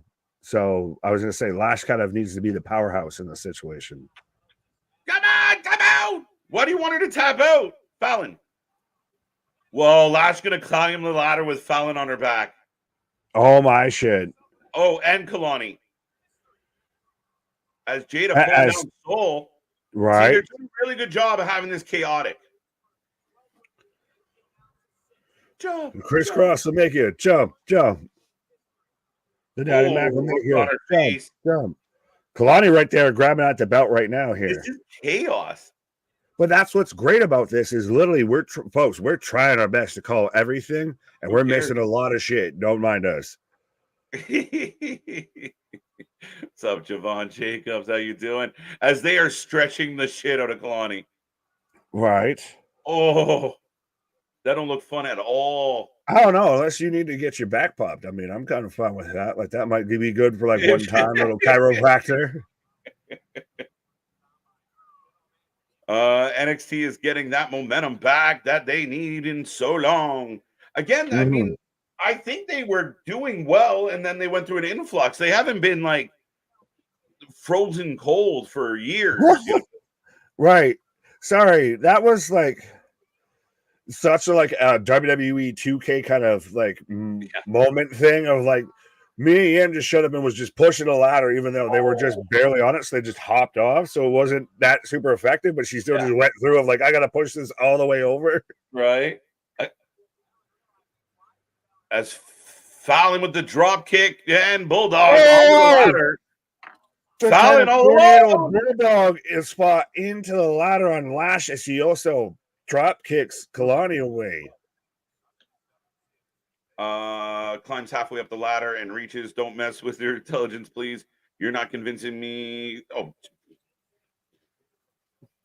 easy, cowboy. Well, that we got Anthony of I hate ladder matches. Look so fake. Why they always stop in the middle of the ladder and look down? Because they're worried. They're worried like Mustafa Ali should have been that Brock Lesnar is just going to run out and introduce himself into this ladder match. Right. And I'll argue that so far they've done a really good job of like women jumping on women's backs, women pulling each other's feet. Like they're not just having that like I walk up the ladder really slow. I'm not an athlete. So Yeah. far, you're doing a good job. They work completely fine. They can sit there and hit a hurricane runner, but the second they try and climb a ladder, their legs go numb. The same reason why, like, nobody complains about an Irish whip. Right? If you've ever tried to Irish whip someone in real life, it don't work. They don't go running. They don't go the way you tell them to go. You're not that fucking strong. Right? So, yeah, a ladder match. Oh, we're about to get a superplex. Maybe as we've got Lash and Ruca on top of a ladder. They have the dual ladder spot set up right now here. Oh, we're gonna get our no. Lash holding on. Wow. The power of the pelvis, folks. The power. What is this? Lash is about to eat. They're all good. They're all ganging up on Lash. Oh, there she goes. Oh wow. Lash. Oh wow. Oh. Lash might not be winning. Lash might not be winning. No. She got the edge of that ladder, by the way, which you even had Booker T of. Good God. But it didn't buckle. Well, shit. It caught a corner here. Everybody's holy. And I like that. Everybody's like, and then they're like, oh, yeah, we should actually try and win this now. But I like Michin being like the vet of like, fuck's sake. She was the only one that didn't run. Yeah, but still, they all ganged up and they all tried to take out Lash together. What the fuck was that? Let's go. Like a flip over fucking DDT. Yeah. From Mia Yim on to Kelani. Oh, shit. Hey, again, she's a veteran in this. I'll just climb to the next one. Oh no. Down goes Michin on the ropes. Hung up. Right. Mia Yim wins the title. Good Brothers win the title. AJ fails next Sunday, so he moves and goes after Ethan Page for the NXT title. As we're getting a "This is awesome" chant right now. Yeah, I mean, absolutely. Somebody pointed out this would be a good venue for like weekly TNA shows. Not wrong. Bring back the Impact Zone. Let's go. Right. Mama Mia. Well, again, that's it's prime example with Wholesale. Mama Mia, Mama. Are there UFC fighters in the crowd? They have not pointed out any yet that I know of. Yeah, they'll have that one obligatory seat that they'll sit in, and then you come back with Soul Snatcher! Oh! Another one! I just got there! The second one? Yeah, now I've got her climbing the ladder, and now Kelani climbing the ladder. Uh-oh. Girl that looks like my ex with a move named after what I called my ex. Soul Snatcher. Whoa. As double high kicks as they both leave or both drop off the ladder here. Keep an eye on Lash. See if she gets back up. Anthony's a little heartbroken. Right. Holy Soul Snatchers. Mia taking out Soul Ruca. That was a weird kick by Kelani. Yeah. Kind of just what the fuck. Oh, and then the pop up into a moonsault. No way! Shut up! Wow! And new North American champion. Wow! We literally said she was least likely to win. Kelani Jordynne. Hell of a good match, and absolutely all the credit well deserved of absolutely. We thought that she was going to be the longest shot here, was the least likely to win this, and then absolutely just shows up and shows out and is your new inaugural NXT Women's North American Champion. Well, a lot of people thought she was the plan to win the Breakouts tournament that Lola won, but she got hurt. So maybe this is payback. I don't know, but I'm shocked. Lash got broken in half. I hope she okay. Yeah, she got broke off like a Kit Kat.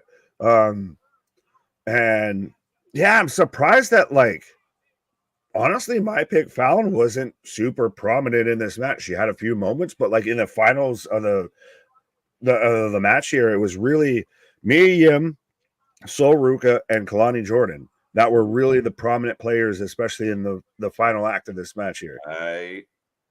Everybody should be 0-1. Everybody should be 0-1. This is a good match, but these ladies need a lot of training. Nah, fuck off. I don't. Yeah. I actually just got the replay that it was Fallon took the soul snatcher off the ladder that we had all talked about was going to be a spot that they did. So literally the spot we had talked about before that was going to happen is the one that took my competitor out of the match. Yeah. Parker got hurt. Kelani's out, but Jordynne wins. Boo. And they've even got it up on a whole screen and everything like that. First ever NXT Women's North American Champion, Kelani Jordynne. We've got Jaida Parker doing the fucking Cody Rhodes spot. Yeah. Of just sitting there dejected. But I like that they show all the other competitors of like, fuck. Right. As we go to an NXT. So, ladies and gentlemen, first match in the books. Your first ever Women's North American Champion, Kelani Jordynne, surprises us. Like I said, Nick and I had her as the longest shot of the group. She would have had the worst odds to win. So you're in Vegas, baby. Play it, let it roll. Absolutely.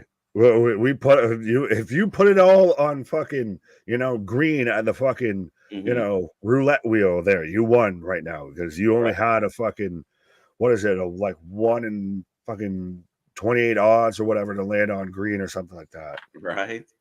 Horrible choice. I don't know about horrible choice. I give her credit. And again, we can't always. You need matches like this. You need surprises like this. You need. Oh my God, I didn't see that coming. Or else everyone goes, "Oh, this is really predictable. I knew this was going to happen." So anytime, again, make it make sense coming out of this. We'll see. Well, I'm going to say this, and I'm not. It's going to probably sound more negative than anything, but it's one of those of that. I can't make a strong enough case as to why anyone else should have won it over her that I can say that that's a bad choice at all. Because to me, everybody had a fair shake at that. We sat there and even said you could make a case for everybody to win it. She was just the short stick on the list here. I can't say anyone should have won it over her. Clearly, like undoubtedly. So I don't think it's a bad choice at all. Right. Is Kelani ready? That's what we're gonna find out. She's gonna get tested real quick. Uber babyface, but I think there's a lot of options as far as challengers that if she's not ready, people that can knock her off pretty quick. Even a Tatum Paxley, that kind of feels right. And again, a lot of these women, maybe Fallon and Lash, are more inclined to be going after the women's title, not the North American title. Fair enough. And again, though, could we see some fast kind of title changes here? Yeah. Because we've been in the years of, long title reigns, like Roman 3 years. Everybody seems to have to get a long title reign to validate their title reign. Yeah. Oh, Chris is saying that because that's Carmelo's girlfriend is Kelani. So that's no, I don't think so. Right. It was a hell of a match. I don't give a shit who won. I'm good with it. Oh, absolutely. We picked who we picked and everything like that, but we were happy whoever won. Like literally, we were all pretty much just trying to pick somebody that the other person hadn't picked. Right. I knew Jordynne was going to win because she was on TV a lot. That's valid. And again, I mean, the fans kind of get stuck in this, like, who deserved it? And she was in the match. She had a chance to win it just like everybody else. And again, just because it wasn't the person you thought, Kelani as a mid-card champion, I'm okay with. I really don't, I'm not mad about it. I mean, I don't think anybody should be overly mad about it. She's a mid-card champ. It should be fine. Right. And she's super talented. And again, we've talked about this of you even mentioned of how they kind of projected her to win the Breakouts tournament and everything like that, but injuries got in the way and everything. So it's not like she's just, some, plucky, NXT level up, talent that they sat there and pulled up and threw in the match. Like, no, she's 100% a star on NXT. Right. And again, I think at the end of the day, I don't know much of her. Like, We only got a small sample size, so like I said, it will become it's now on the company to make us understand why she's the champ and where does she go from here. Facts. Yeah, is everyone else getting this top 10 announcer reaction moments? Are you getting that? No, I'm getting a dog food commercial. We're getting like a top 10 Pat McAfee, Michael Cole countdown. It's hilarious. There you go. But Mike N saying great first match. Alexis Dallas 15-14. Well, that's fair. And they're at least down 1-0. Right. Ooh. Love surprises. Yeah, I wouldn't say so.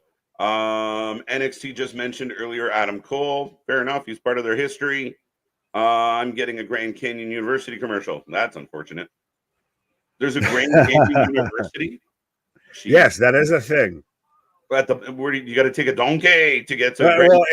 You got to fucking find a fucking poncho. And all that shit. Yeah, no, it's 100%. We get a lot of like online community, like university ads in the US. Right. I think she's dating Carmelo, and if anybody out there thinks she just got the North American title because she's banging Carmelo, give y'all head a shake quick shake your head. You got to fucking organize that shit. Yeah, and you hear that sound, that nothing in there. That's the fucking shit that's working up in there. Yeah, because that's not at all a decision that was made just because of who she's in a relationship with. Fuck out of here with that. Yeah, no, that's just nonsensical. They don't care who the fuck. Oh, you're shagging someone? Well, then why doesn't Carmelo have a belt? Oh no, just his girlfriend? Okay, so right, yeah. Let's not be stupid, folks. You guys are better than that. We got 113 smart wrestling fans here with us right now. You're better than that. Don't do better, be better. And let's see if we can get into 130 here. If someone told me she was banging HBK, I might believe you. But she's not, so let's move on. I don't give a shit. Yo, is Lola next? Is Lola next? I'll be right back. Fair enough. As I've got Lola getting taped up right now as KJ is taking a pause for the cause. So we'll remind everybody, we are the Wrestling for Life Network. We do this for anything and everything. When it comes to pro wrestling, often imitated, never replicated, never duplicated. We're back at it like a jackrabbit tomorrow night for Monday Night Raw. The go-home show for Clash of the Castle for Monday Night Raw.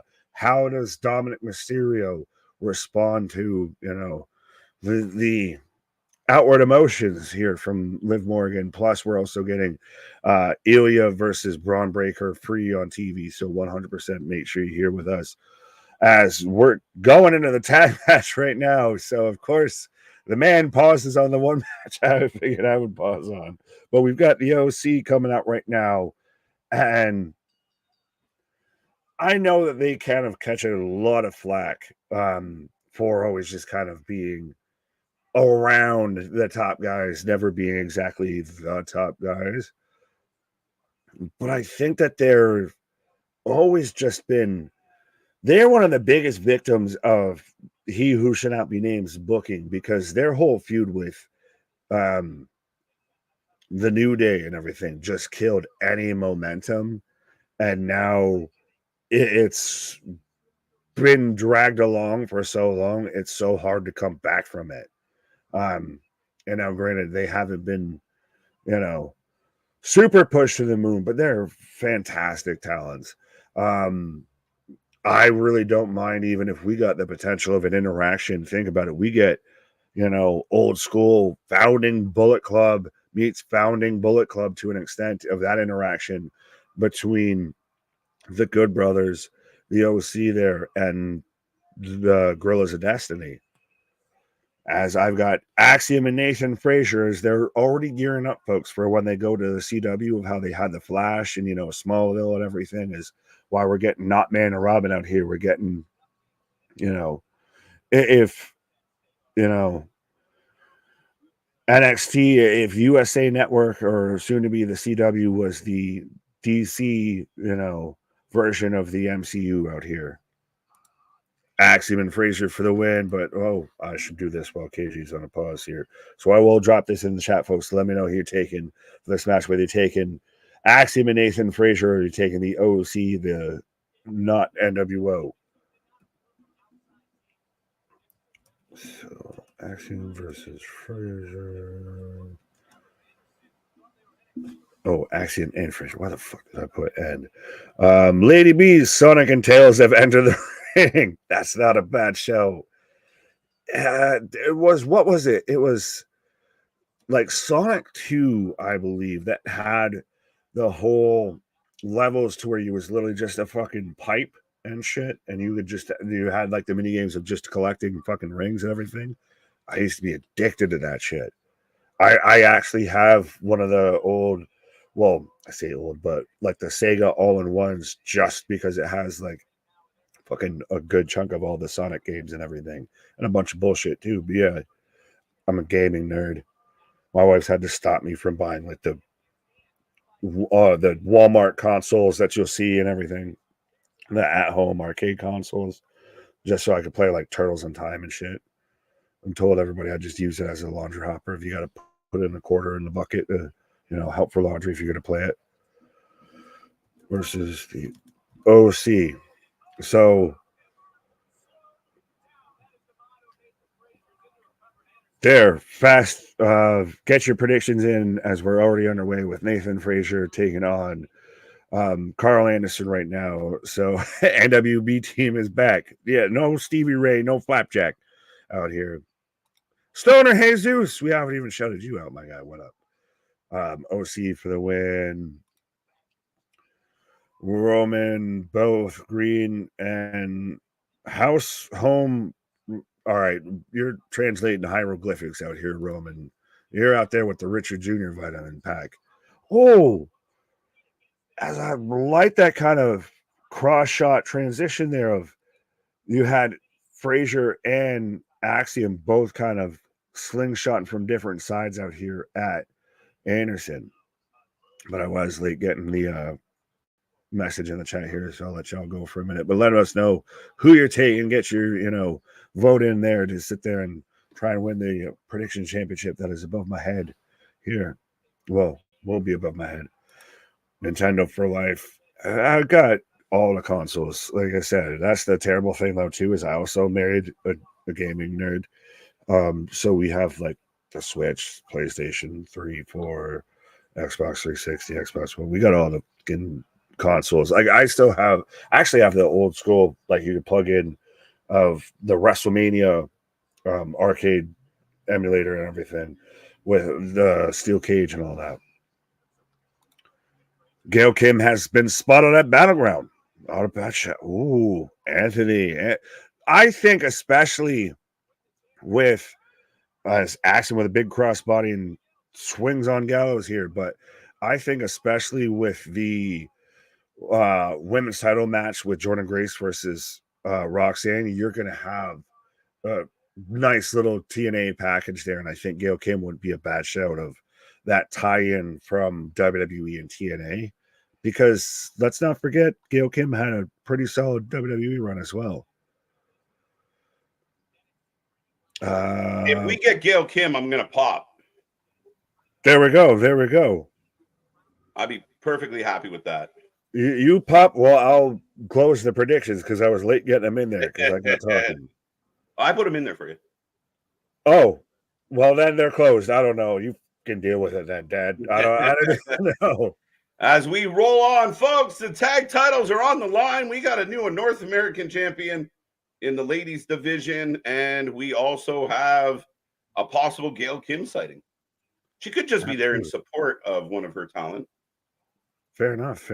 But yeah, I got nerdy for half a second and mentioned gaming consoles, so that's why the chat's all full up with this. Well, when we do our next, Bacon Club for Life, stream and everything like that, that's where you can talk about all the gaming consoles and everything. So that's where your sales pitch to become a member, so you can be here exclusive member of the Bacon Club out here, like the OC. You can too sweet that chat.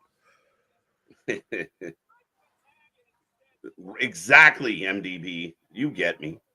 N64. There you go. I 100% have that on my Switch as well. Right. I also have Fight Forever. Oops. Oops.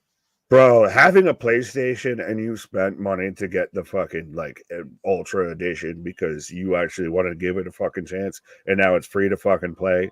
If that isn't a fucking kick in the dick, I don't know what is. That was me, and I was saying in that situation there of actually spending hard-earned money and lots of money for that game. That is hot garbage. That is trash. That people, it's free right now, and people are literally asking if it is, worth the fucking investment. 150% not worth it. Right. Gallows right now working over Axiom.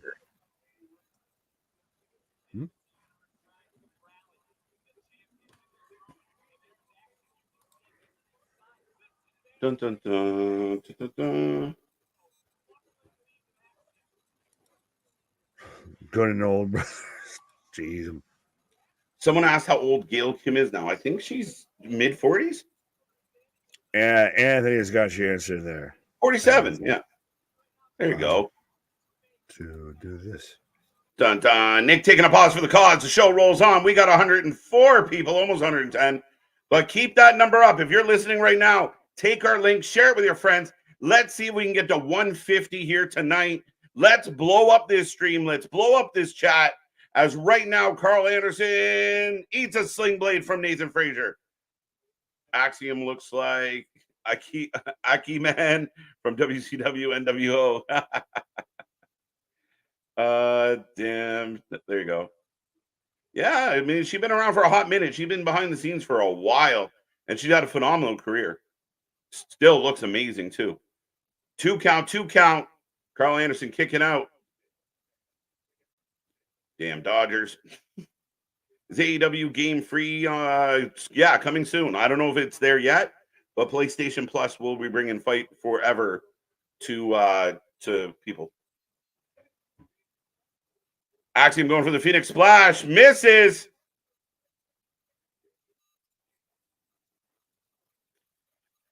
I agree with Anthony. We all feeling it.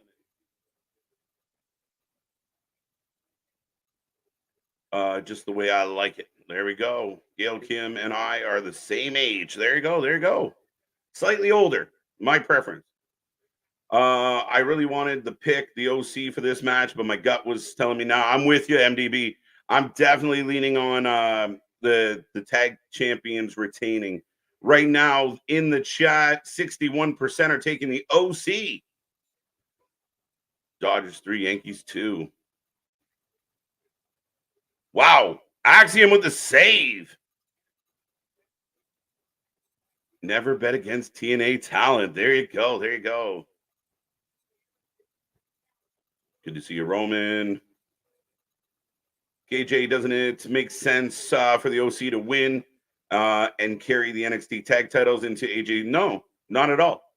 They can support and be a part of that story without the NXT titles. I don't think having, that's where you get into the situation of AEW where you got Ring of Honor champions running around all over the place. In your big heel feud your big heel faction has Ring of Honor tag champs in it. Doesn't make sense. So yeah, if they're going to be more heavily involved, again, this is just good for the young talent. It's good, and I'm not saying they're not going to win. As we go for the Magic Killer, Axiom jumping on Gallows. I'm downloading it now. Oof, have fun. Get ready to button smash. If OC loses, they should go sit under the learning tree. Nobody should sit under the learning tree. That's why that blowtorch Darby has needs to be used on the learning tree.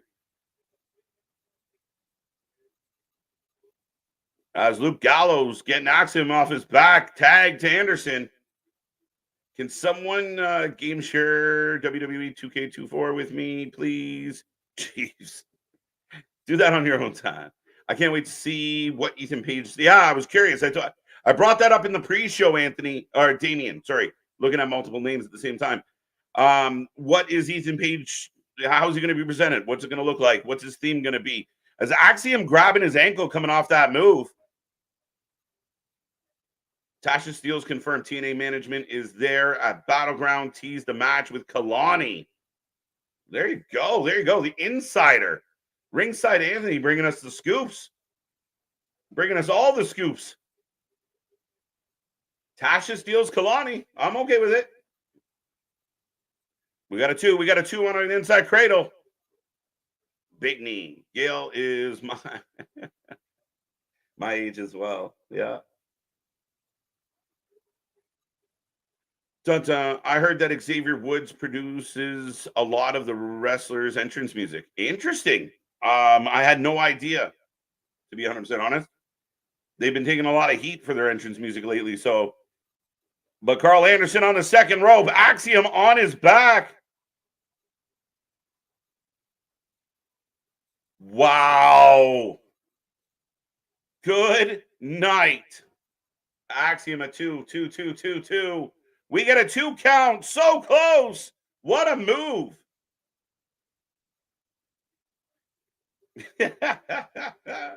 Why is it creepy? Why is it creepy?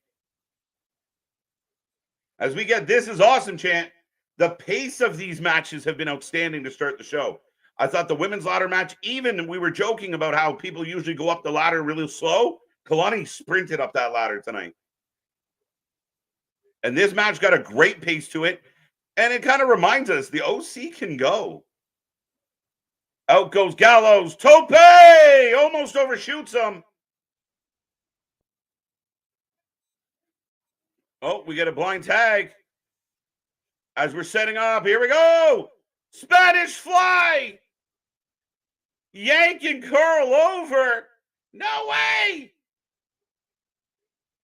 There you go. Phoenix splash. And it's over. There you go. So 61% of everybody in the chat is wrong, and I am right. But yes, Axiom, Nathan Frazer, good match, quick match. But would you give no? Oh my God, you'd have to anoint him because everyone instantly would be like, "Oh, that's crazy." But man, a very interesting vibes, pal. Good to see you, by the way. But folks, still your tag team champions, Axiom and Nathan Frazer. I'm down with Tasha Steelz versus Kelani. Works for me. Xavier is one of the wrote and produced Dean Ambrose entrance music before he left. There you go. Okay. Right on. Multi-talented. He sucks. Right, Paul? I'm kind of like, wait a minute. Rebel taking a lot of heat. Should we be blaming Woods? I told you. There you go. There you go. There you go. The OC greater than FTR. It was a good match. I know people are going to, I can't believe the OC lost, but it was a hell of a match. And I'm okay with it. As right now, so I'm getting a package for Josh Briggs coming out of the last match, folks. I will remind everybody we are back tomorrow for WWE Raw, the go-home show for Clash at the Castle. What will happen? Will we get a CM Punk sighting? What will happen between Damian and Drew? What will happen with the women's division? What is setting up for Saturday's premium live event? Tuesday, NXT, the fallout from tonight. Wednesday, Dynamite. We will see what Tony has in store for us. Thursday, Wrestling Court returns. NXT Black and Gold versus NXT HBK, we'll call it. One-on-one, Nick versus Anthony. It's going to be a fun Wrestling Court. We are also doing our Clash at the Castle preview show on Thursday. So doubling up on the content Thursday night. Friday, SmackDown from Scotland. Maybe Rampage. I have no idea where Rampage is anymore. And then we are back for Clash at the Castle, brunch with the boys, bright and early on Saturday morning. Awake and bake, grab your snacks and let's go. But we got a busy week ahead and more coming your way. Forbidden Doors on the horizon. Money in the Bank is on the horizon. SummerSlam in the distant horizon. Lots to go as I'm getting a Carly Bright, a light bright package. Everyone's favorite cheerleader, apparently. They hate booking the OC. I don't think they do. I think the new regime is trying to revamp the OC. I really do. I'm definitely not okay with it. The Good Brothers have been abused in WWE every time they set their foot here. They don't deserve those guys. Again, I think I will completely agree that the OC was booked like shit under Vince McMahon. I think they've come a long way, and they did exactly what they were supposed to do tonight. They are vets. They are near the end of their career. Not that they're retiring tomorrow, but again, I'm completely okay with them going out there and putting on a really good match and putting young talent over. That is part of what happens at NXT. It's every veteran that goes down eventually puts over somebody. Correct me. Find me a person that didn't. Even when Dolph went down and won the belt, he eventually put over Braun Breaker. It's just the way it is. It's the developmental. The vets that go down are there to put people over. So big win for them. The OC winning the NXT titles doesn't really move the needle for the OC. They got to be back on the main roster doing significant things, and them being involved with AJ Styles is significant. So that's where my money is. So I'm not stressed about this at all. Josh Briggs has such a punchable face. I'll take that. As right now I'm getting a Dante Chen package. The resurgence of Dante Chen. We need to do something about the tag team division because it's a joke. Tag team champs on Raw and SmackDown. They are though. If everyone's watching what Triple H is doing, it takes time. Not everything can happen overnight, guys. But if you watch what Triple H is doing, he's trying to bring validity to the tag team division. Tag team wrestling and all of wrestling is lacked. It's been sad in all companies. We need to bring in more tag teams, stronger tag teams. And again, it starts with NXT having some relevant tag teams as well. So we'll see where they go with it. But yeah, I think if you pay attention, Triple H is trying to rebuild a tag team division that matters. We're getting teams like AOP brought in the mix. They're trying to do something with DIY. We'll see. Briggs got potential. He does. Big guy, big size, getting confident. His new kind of gimmick, his new presentation, it's working. So give him time. I've been doing that for Brand Split for the past 20 years, something. I don't know what that's referring to, so I'll let you have that. Raw, SmackDown, NXT, ECW, and WCW 5 nights a week. Let's go. This guy gives me KO and Austin Theory had a kid. Who? Context. Another smiling blonde. Are we talking about Briggs? Yeah, I'm not sure how I feel about Carly Bright. Shouldn't exactly excite the situation. I hate Carly Bright with all my might. Go team. Yeah, I don't know what to tell you. She just another generic kind of cheerleader. And I mean, they're leaning into it. It may end up being more of a heel gimmick than a babyface gimmick, but we will see. As right now we are getting a priority pass QR code for SummerSlam next year, not even the next one. Right? Thursday, Wrestling Court. Let's go. Dun, dun. Let's go to court now. As we are getting a sky view of the Las Vegas Strip. And we're going back to earlier tonight when Roxanne Perez arrived at the arena. Let's go make some law now. Yeah, some law. Jordy Grace. Yeah, let's go. I was coming back off your wrestling court. Yeah, WWE loves blondes. They do. Yeah. They do. OC came back for the money, not for the titles. Again, I think the fan base, the IWC, really kind of like they over focus on wins and losses at times. It's pro wrestling. The wins and losses. What is happening? What is this? The Underground match. Oh, we're getting Underground up next. Son of a bitch. Let's go. As soon as I saw no octagon, that's why I'm son of a bitch. Let's go. Well, we knew that, but I don't know. I wanted more. Give me more. You have the potential. Why not do it? That's the thing is, fuck it. You're right. Fine. I'll admit it. but it's one of those of if you Where are they had gonna the put it? potential to do it, why not fucking do it? Where are they going to put it? Are you going to set up an octagon? In room B instead of room A. You're telling me that this is the only place that they could have hit anything? You have your whole crowd sitting there. What do you, everyone? All right, everybody, get up. We're gonna go down the hall. Like, watch it on the giant screens. Yeah, right. Do it like when they did Raw at the Manhattan Center and everything like that. You got to sit there and just watch it on the screen. Yeah, no, you could have started it off with that in an octagon. Fuck it, right. God damn it. Battleground match. I love blonde. But my man Perez and not so hot. That's not very nice. Pretty to somebody. Lola Vice for the win. Roxanne, you didn't. Roxanne, you ain't gotta put on the red light. Lola Vice. Lola, I'm dude. A lot of Lolas. Her name was Lola. And the minute Shayna loses, we're going to get the same thing we just got with the OC. Can't believe Shayna went down to NXT and didn't win. And she just got jobbed out. See, fucking same old booking. They just hate her. They just use her as a jobber all the time. Right.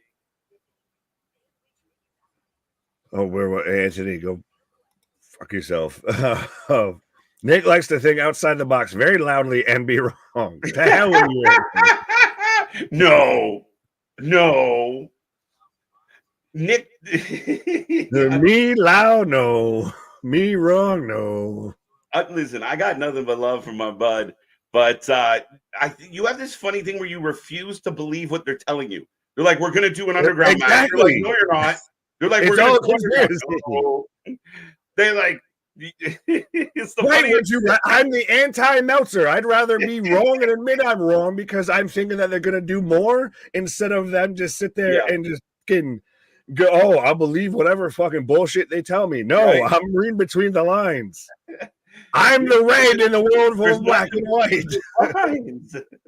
Like, Nick, there's going to be a triple main event. No. Yes, they're telling us there are. No. You're just like, I don't believe these fucking people. I don't.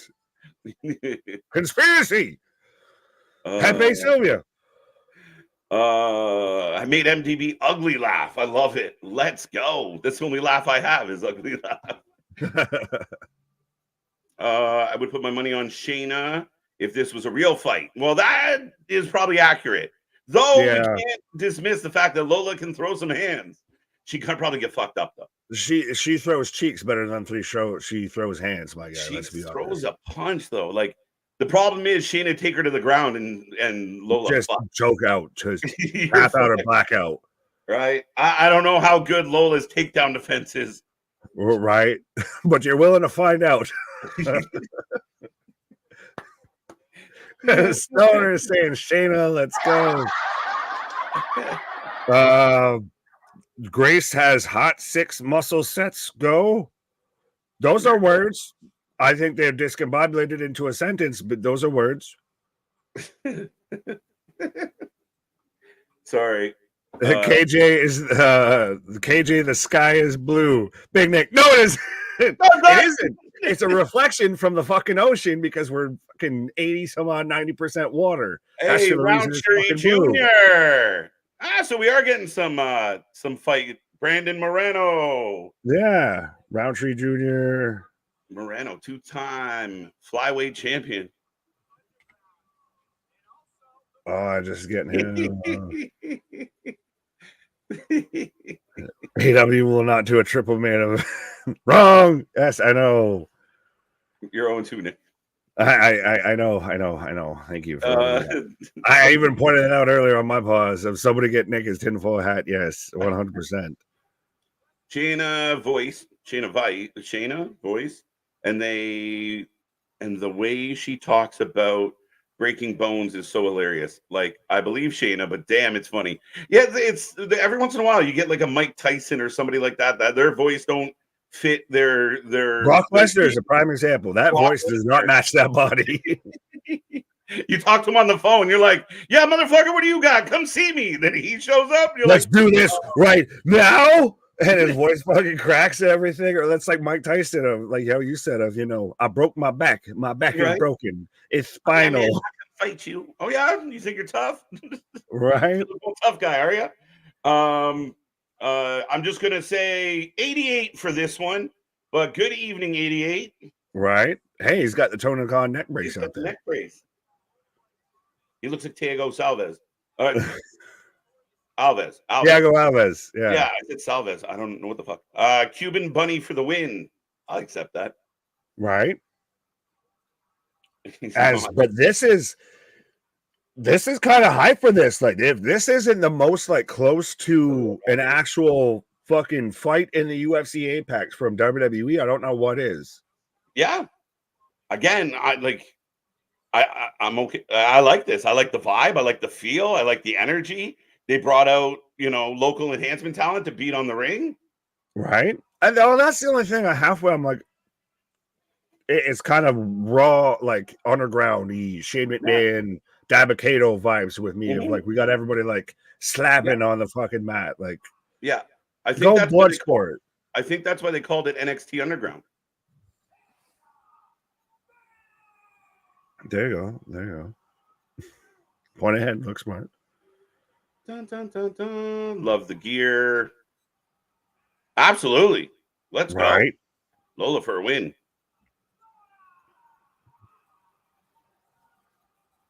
Yo, the energy in this right now. Anyone else feeling the vibe? How y'all feeling out there? Let's go.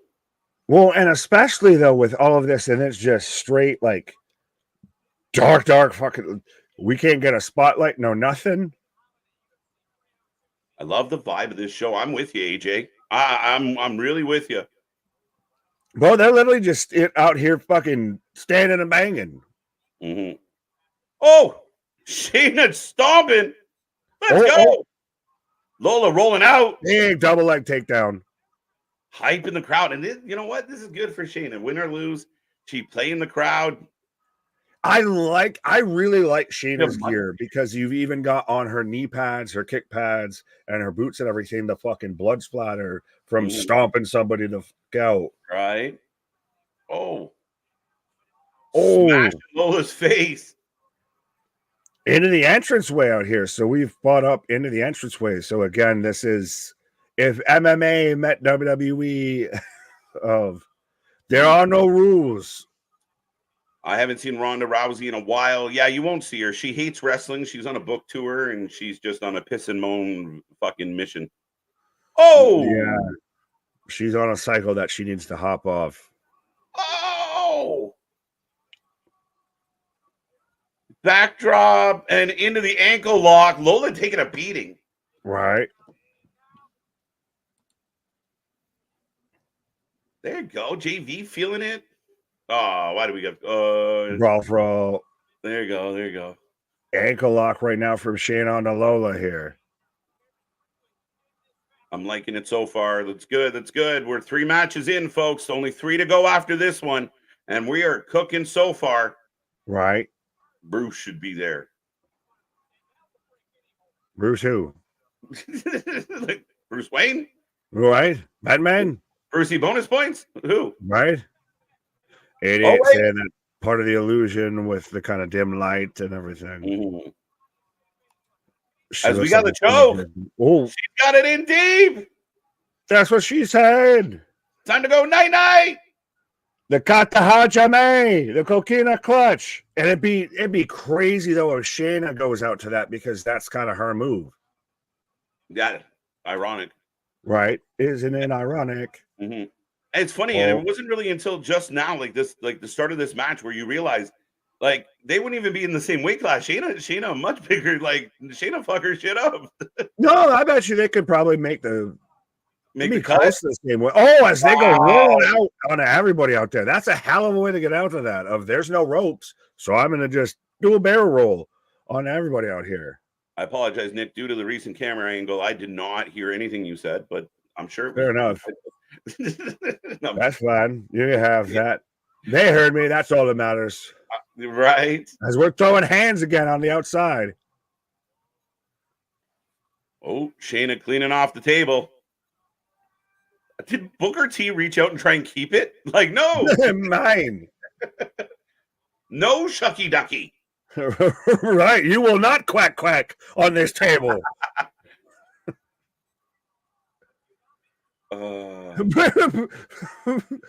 Vic's out here having to make sure that Booker T's going to defend him from Shayna.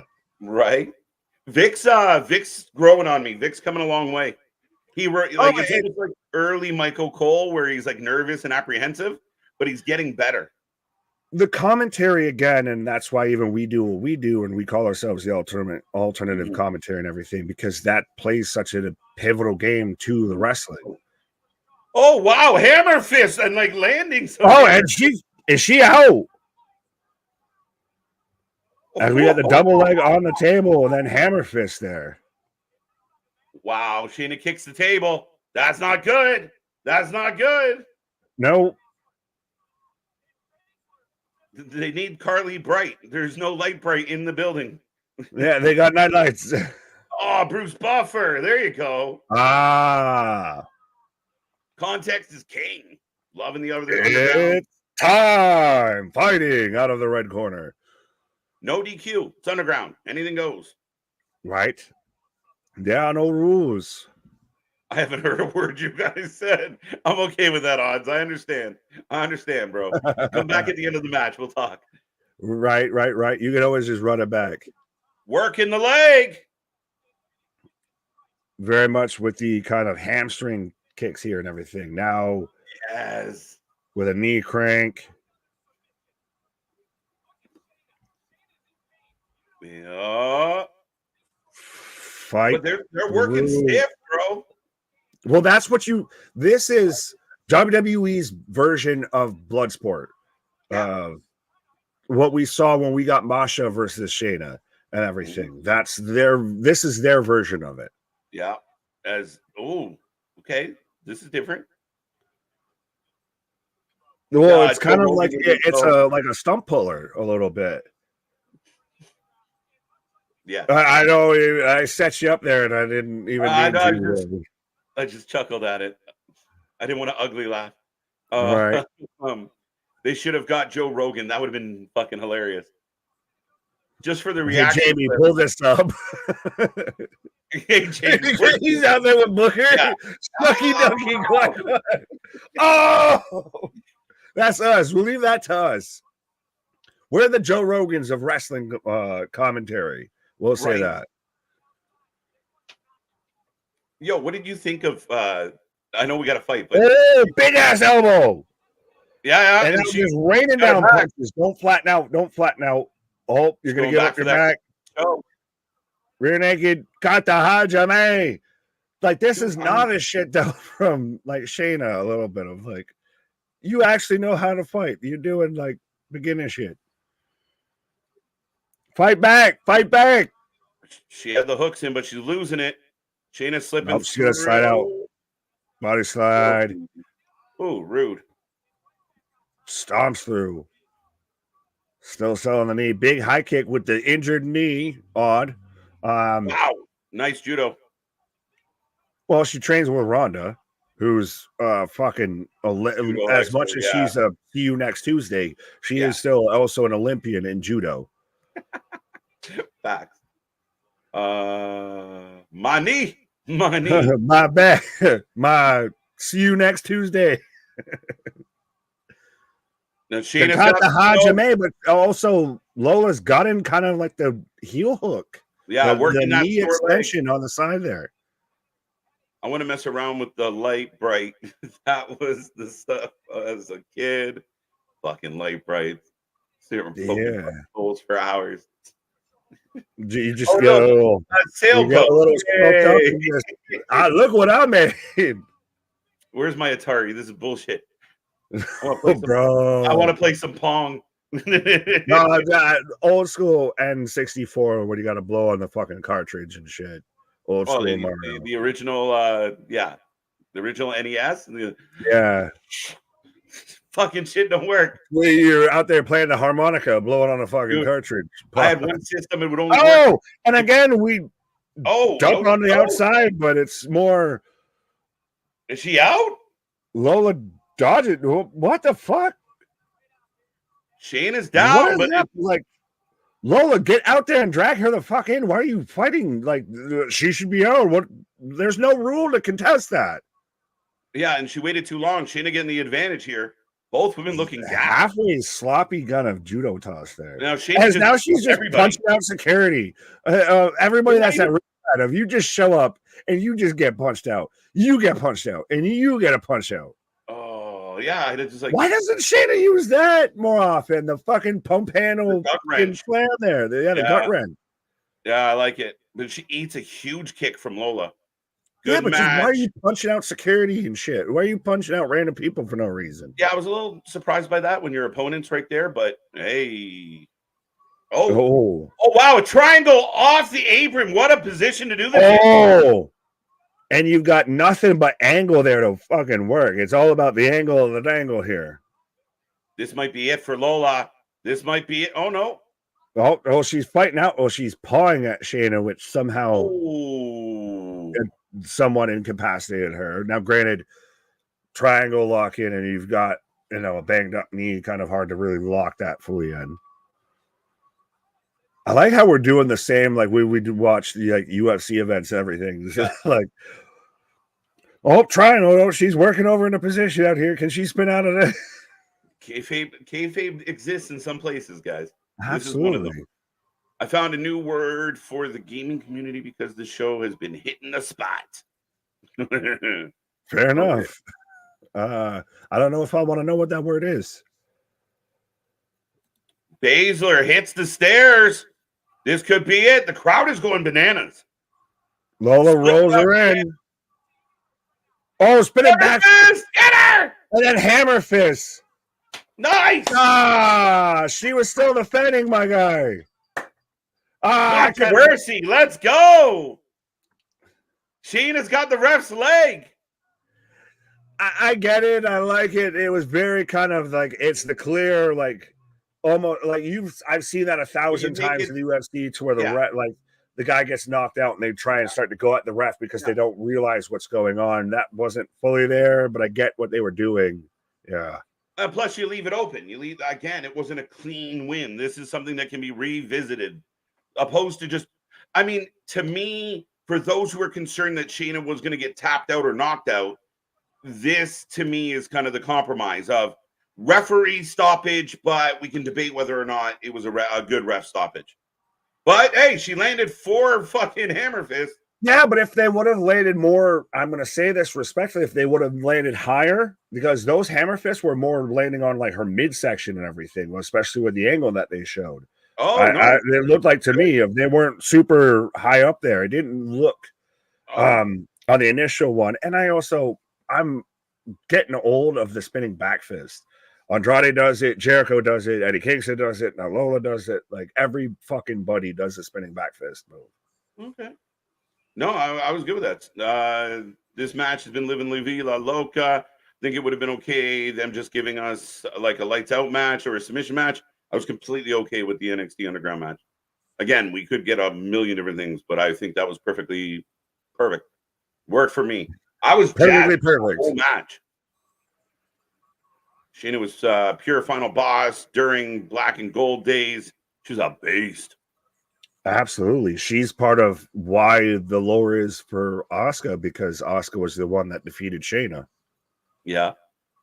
Booker, I prefer Wade Barrett for commentary over Booker T. Shucks, duck, yud, out. Shucky Ducky, but I like this though. You got this when I was on a pause earlier. If we were advertising the dual nights for SummerSlam in Minneapolis, now we're advertising heavily, especially in Vegas for WrestleMania in Vegas later this year. Very smart to do this already. Not a single face bruise or a cut. Well, come on, my guy. Like they didn't fucking bust her open.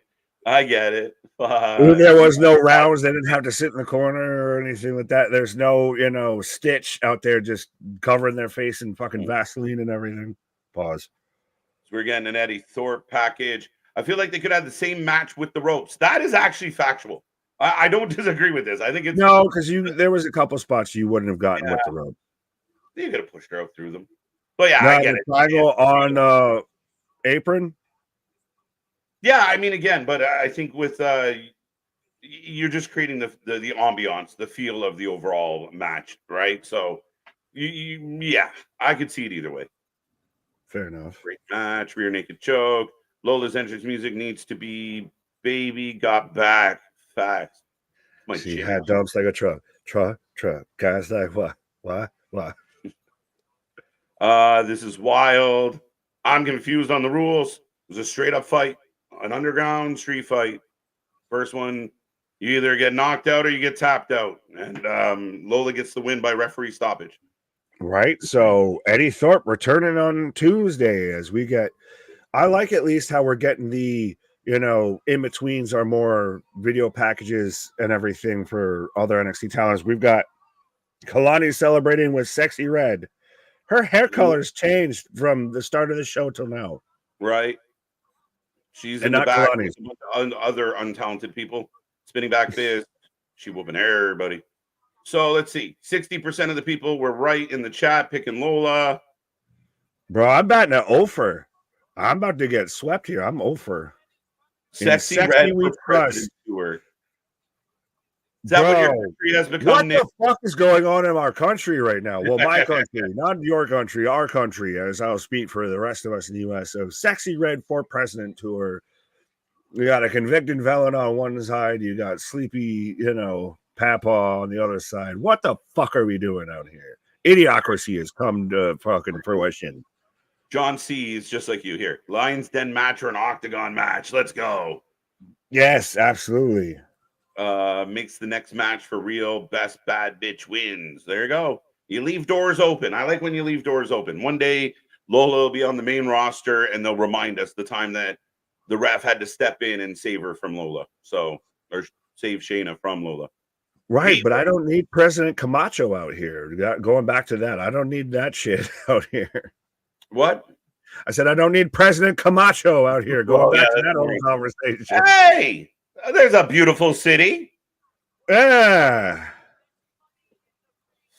Coming up July 7th, Heat Wave on a Sunday, the night after Money in the Bank, a jam-packed weekend in TO, the 6, going to be live, a whole weekend of action. I love these weekend events that they're doing wherever they go now. It's well, and it just so happens that it has to be in your backyard and everything. So out there, running through the 6 with my whoa.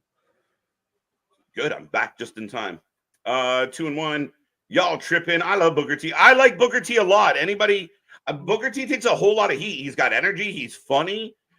Says a lot of things I'm thinking of that I shouldn't. The shucky ducky. I mean, it all works.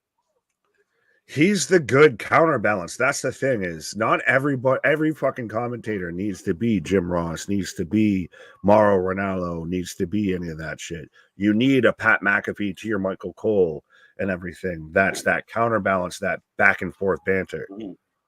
I mean, I would take Booker T over. And I was actually going to ask you. I mean, there was a lot going around this week about Taz and Excalibur getting into it during Picture in Picture, which in Canada, we get the commentary during Picture in Picture.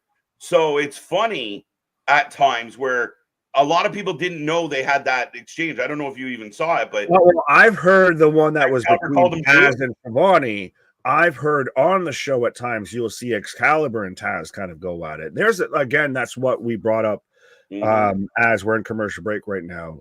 Surprising on a PLE, but that commentary is a very much a noticeable and major part in contributing to a match, to a presentation, to the production of a show and everything. And when your commentary is lacking and very much just kind of all over the place, a la certain 3 letters, Taz is not the problem on commentary, and that's so weird of me to say because normally I love that. But normally growing up and watching like Taz and Michael Cole on commentary, you're not expecting to like Taz is not the problem here.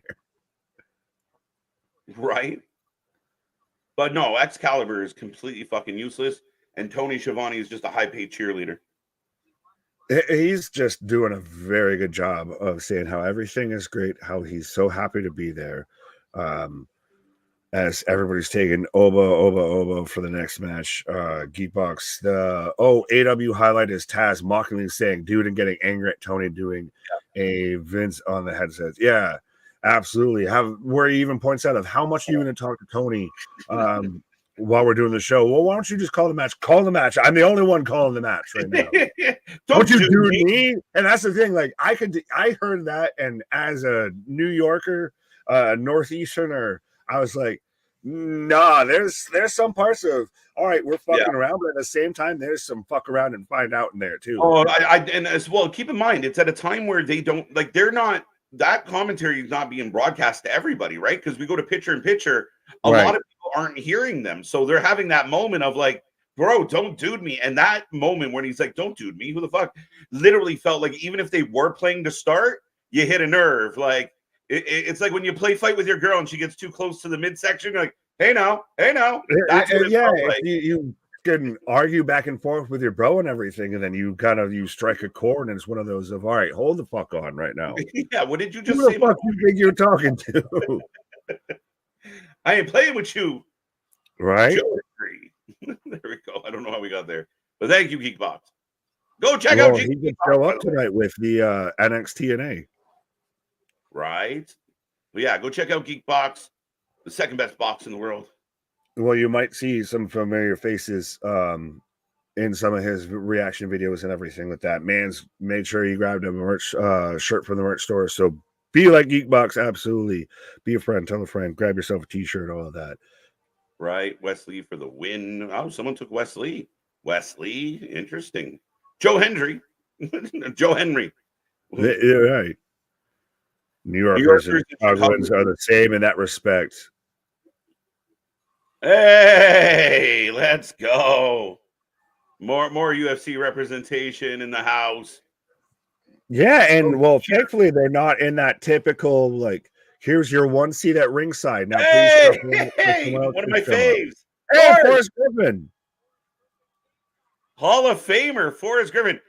Those cauliflower ears are hard to take in, bro. Well, and especially now without like the beard and everything, like he looks like he's out there like Opie and Anthony. Like he looks like he's out there with fucking Andy Griffith and shit like that.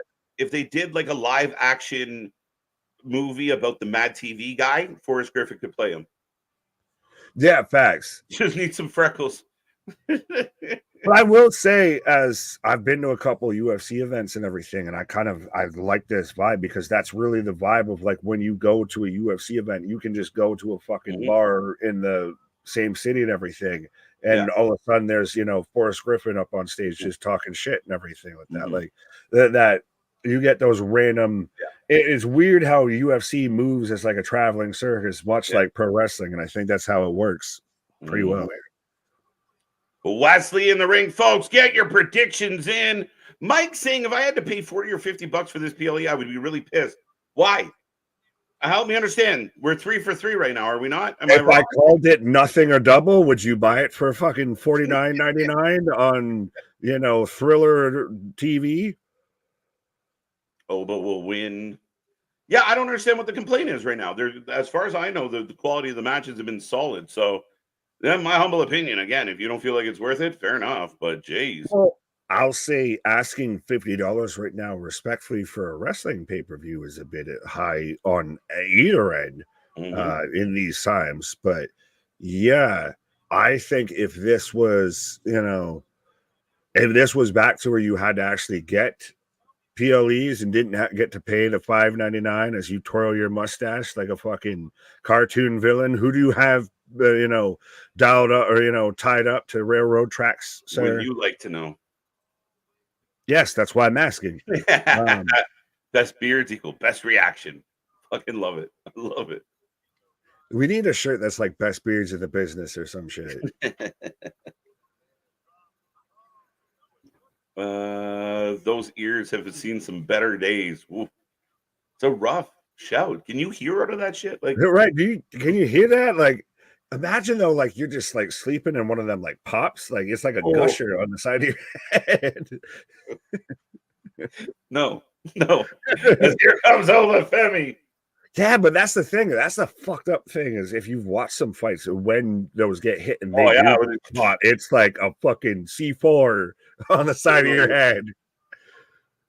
And he's even come out here with a little fucking swag. The man's not blinking, and it's kind of terrifying. He's got straight Dikembe Mutombo. No, not in my house energy. Again, this man is not losing this belt until he chooses to pass it on because he's been drafted to the main roster. Probably in a pick just before Odyssey Jones, who will still be around and have not had a match. Now, you saying all that makes me nervous that he's about to lose. Son of a bitch.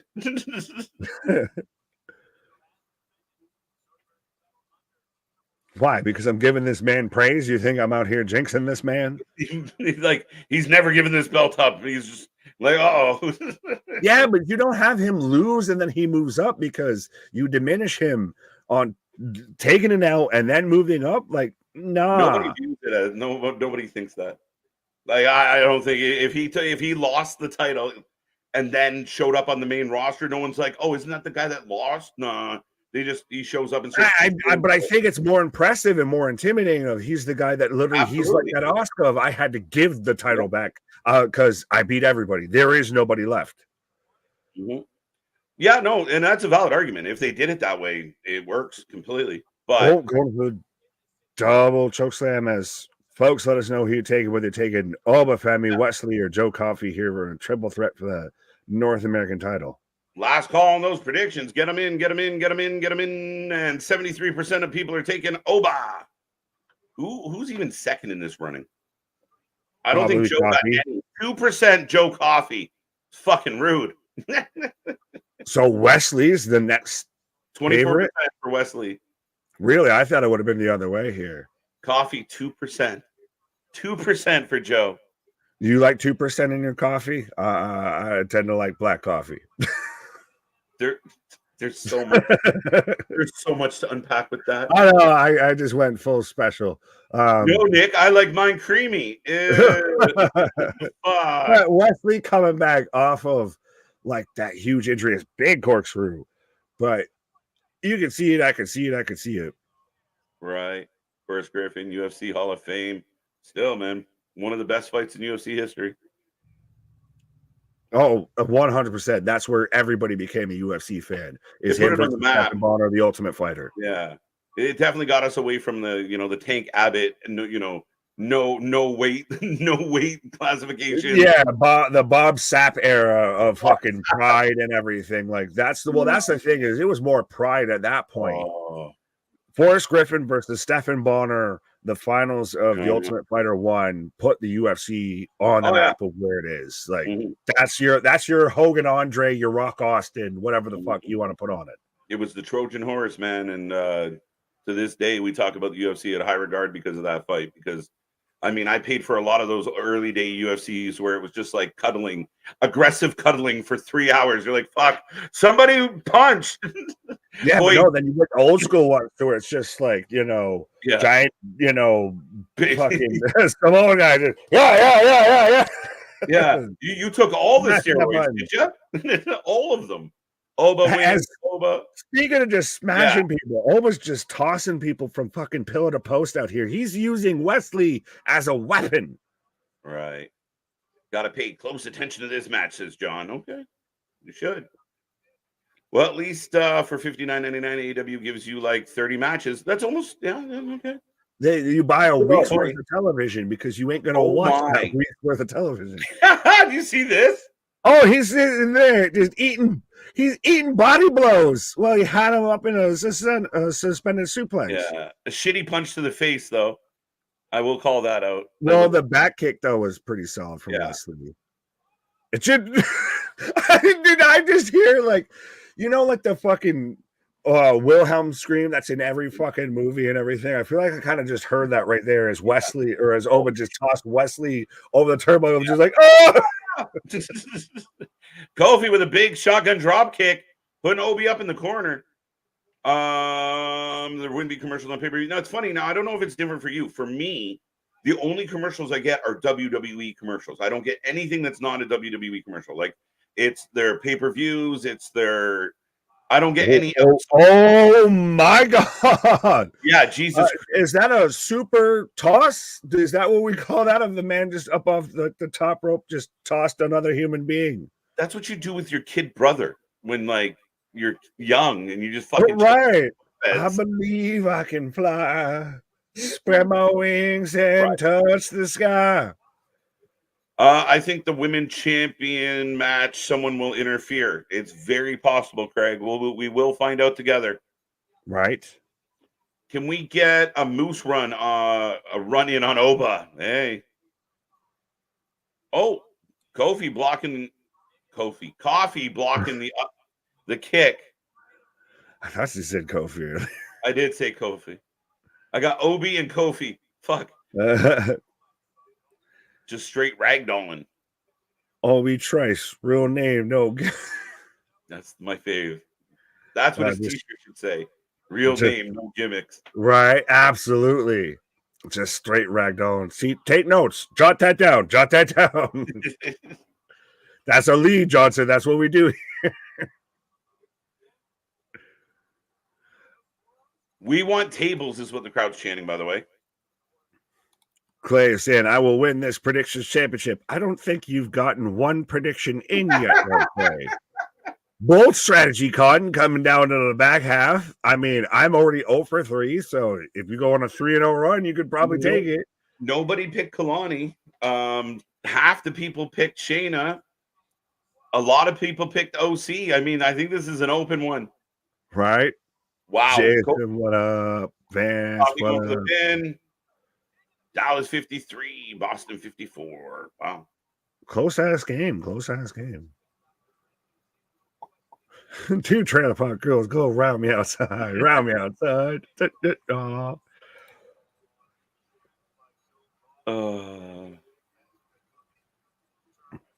Wow. Oh, the stomping of the Death Valley driver. And that's gonna be the way. If you're Joe Coffey, if you're Wes Lee, this is how you've got to work this matchup. We got to just take that fucker out. We got to do like what they did to Lash. We got to just eliminate him, and then we can have it out. Right. Obi went down high on that Death Valley. He's a big man. It's a big impact as he rolls out to catch his breath. But it's still crazy to think that this guy's fresh off like the NIL deal and everything like that. Like this guy's really, came out the gate and just firing. Tope by Coffey. Is it a tope or a tea kettle if it's coffee? Wow, Oba's rude. Oh, it just instantly just snatches that man up into a pop-up powerbomb on the fucking apron. Kevin Owens, eat your heart out. Oh my God, he caught him. Wesley gets caught and dropped into Coffey. This man is rude. Even the face and everything. The camera shot everything because you caught Wesley going fucking bug-eyed for a half a second there of just, oh shit. Yeah. It's ridiculous. I was about to say, it's one thing to do certain things to Wes Lee. Joe Coffey's not a small human being. No. And again, like I was saying, this is a guy who's doesn't have, a PWG or a Ring of Honor background, is a straight NIL, development. Barely really did any time before he debuted on NXT and has instantly jumped to the front of the line. Right. Springboard. Oh, wow. Oh, I forgot what he called that kick. Between the eyes. Save. There's no peacock in Canada. You can take that any way you want. They're a rare bird. They do not exist. Ben saying, holy shit. Let's go. Welcome, Benjamin. Right. Jason. Oh, pop-up spine buster from Coffey. Dante versus Oba. I could see it. I could see it. They're trying to build up Dante Chen right now. So it's possible for the NA title. That poor man gonna go splat. Yeah, everyone is. Somebody gonna get hurt real bad. I completely agree with your assessment of like who the fuck other than a monster truck takes out Oba Femi. Literally, this man is fucking Thanos out here on this NXT roster. Oh, clothesline. He goes out with them. But Landry just lands on his feet and just celebrates. Like, this man laughed and welcomed the challenge of could have had these two fight each other and taken one of them one-on-one. Laughed at the challenge of, go ahead. You both try and fight we got him. Gallows is here. Gallows is here. Does this set up the Rascals?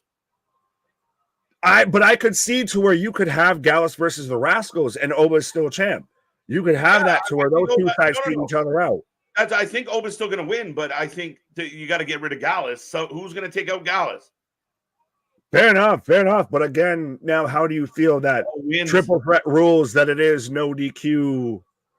Them the rules. Pop-up moonsault, yeah, but it's one of those. That wasn't always the rules. Them's just kind of became the rules. Yeah, they became that's a modern day thing. Ask Jim; he's pissed about it. Two. Close. Two go. That running front, I don't know what you call it, tackle, is fucking ridiculous. As Oba just wastes Gallows. Right, camera shot. Literally, that's a hell of a shot, though. Just he pops up like fucking goddamn Jason Voorhees, and just I will take you out. That was a great camera shot from the other side. Just all of a sudden, he was there. Right as he just throws both of Gallows into the steps. Little kind of a weak ass discus clothesline there. My bad, y'all. I forgot Oba doesn't need help, so no one ran in to get out. He just took them all out. Fuck it. No, he's a one-man army. Gallows is out here. Yes, they are. Motor City Machine Guns would be very interesting. We didn't get him in the tag match. Oh, Meteora. Is that just like a falling teabag? Yes. Yeah. Did ever have the thought of moving to America from Canada? No. I've had the idea of going the other way. Yeah, more Americans were coming here thanks to your political system. So now ours is a fucking shit show. So don't get me started. But none of them are good. Gallows pulls out the ref. Oh, this is where you can get your distractions. We need a run in. MCMG people are hoping. That was MCMG Rascals. Any minute. Oh, Wes Lee up and over. Oh, and just literally just coasted down them then. Monty. Oh, but is that what's going to take Wes Lee out of this and sets up Coffey to just get taken out by Oba here? Right. Oh, that was weird. He meant to kick his discus lariat. Wow. But it was kind of awkward. And then the fucking like pump handle. Oh, jeez. It's over. He annihilated everybody. But and so much of his moves are just look so goddamn impactful because he's most of the time he's just tossing motherfuckers. Like I was starting off with he hit a pump handle and just tosses Coffey. Then he catches Wes Lee and just tosses his ass like a fucking border toss. And then just pop up powerbomb on a Coffey, but it's still just yeeting him across the fucking ring. Well, him versus Braun Strowman is a thing. Like, that's the same kind of level-ish a bit. Yeah, you found a way to make this match competitive, realistically competitive, but ultimately Oba's a beast, and as we both predicted, he ain't going nowhere anytime soon. Right. Match of the night incoming. Next one. 3-1. Down to the main event and the co-main event. The last two matches. That was a good shot. Oh, yeah, that was such a great shot. Cardiac kick. That's what he calls it. Thank you, Vic. There we go. Oh, man. Wes Lee needs help. Wes Lee will need help coming out of this. Wes Lee's going to be mad at Gallows. So the door's still open. Yeah, and I don't think this is the end of the crossover, the working relationship, the talent appearing on each other's shows situation here. This is, I think, more the start than the end. Yeah, especially with the success. With the success absolutely. With Jordynne, yeah, why would you not play it up?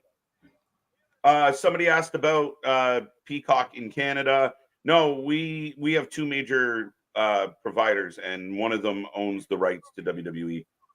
So you have to go through the sports network to get the network. Fair enough. But So Alexis is 3-1, Damien's 2-2, allegedly JV 2-2. I'm sorry, but I thought Hulk was supposed to be green.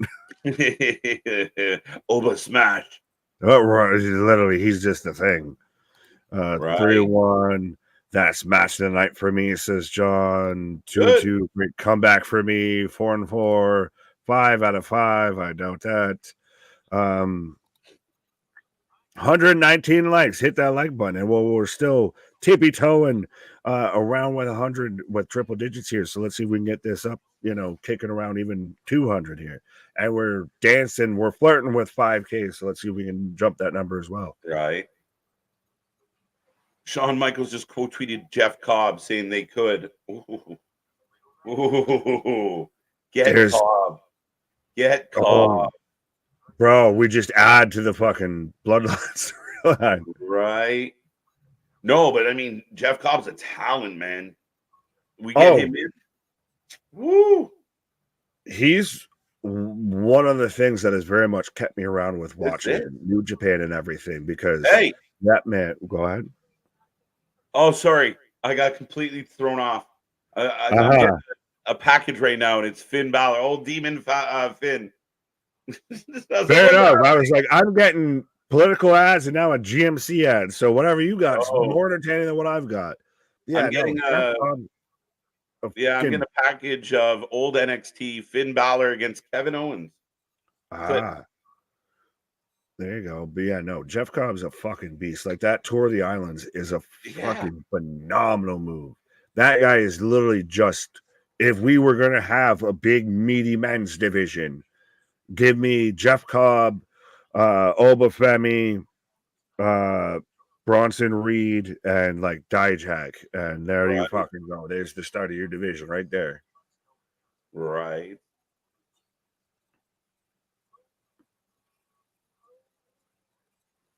Oba Femi versus Keith Lee. I wish Keith Lee could actually get his health together, as respectful as to say that.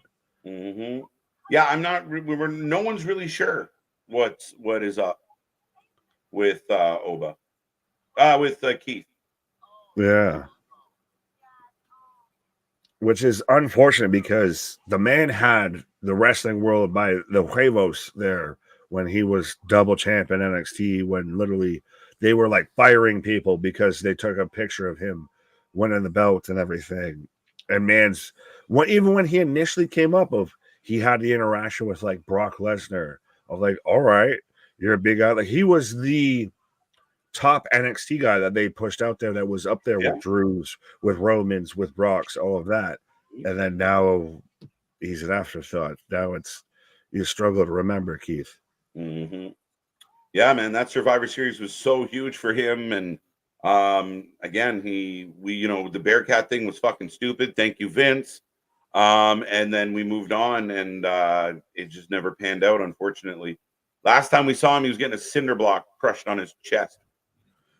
Right. Well, it's crazy to think that we've gone from Swerve in our glory to now Swerve's the champion and Keith Lee's sideline captain. Right. What else we got? Oh, well, just maybe real quick. I hate to say it, but Keith Lee went from limitless to limited. Yeah. Facts. Good way to put it. Right. I got snoring. I got chooser. Uh-oh, creepy chew. Creepy chew.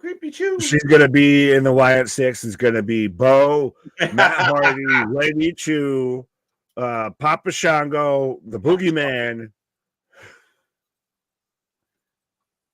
Dun, dun. Bro, I cannot take you serious with this shit. Well, on the bright side, she's back from injury, so I'll give her that. But yeah, the Broken Mirror coming Tuesday. Of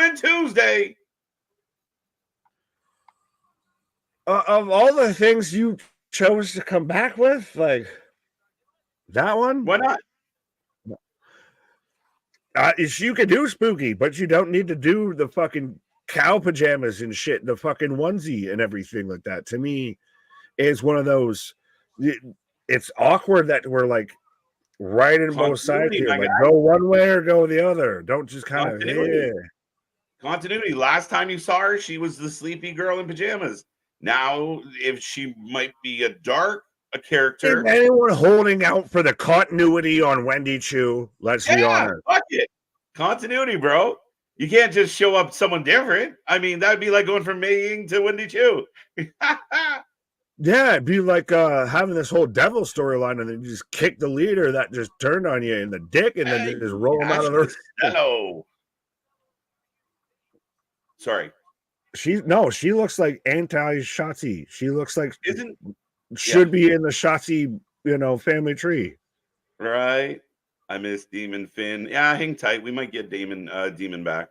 I'm sure they can talk him into it I want Damian Priest versus Demon Finn. Yeah, you will, just not for the title. Maybe not. All right. But we're talking about cricket and sleep paralysis now, apparently, as we're getting the hype-up video for Roxanne Perez versus Jordynne Grace right now. So we've got history in the making about to kick off, folks. Here we go. Get those predictions in, ladies and gentlemen. I will take a minute to remind everybody we are back tomorrow for Raw. We're here all week long. We got go-home shows for Clash at the Castle. Plus, we got the fallout from tonight on Tuesday. And we got Wendy Chu on Tuesday. So lots to figure out. Dynamite Wednesday, Wrestling Court Thursday, plus our prediction and preview show for Clash on Thursday, double bill. Friday, the doubleheader Friday with SmackDown from Scotland and Rampage. Be a friend, tell a friend. We watch more live wrestling than anybody else out there. We got more coming your way, and we can't wait to bring it to y'all. So make sure you get in that chat. Hit all the buttons. We're up to 119 likes. Let's go. And if you're listening right now, drop this link. Let's see if we get to 150. Right. Make sure, you choose us. Yes. Back. Jordynne, it's time. Roxanne Perez for the win. Jordynne Grace for the win. Wendy Chu and Uncle Howdy together. Oh, and then that's the one I want to click on. First name John said, sorry guys, I had it wrong. It wasn't HBK that quoted Jeff Cobb. It was JR.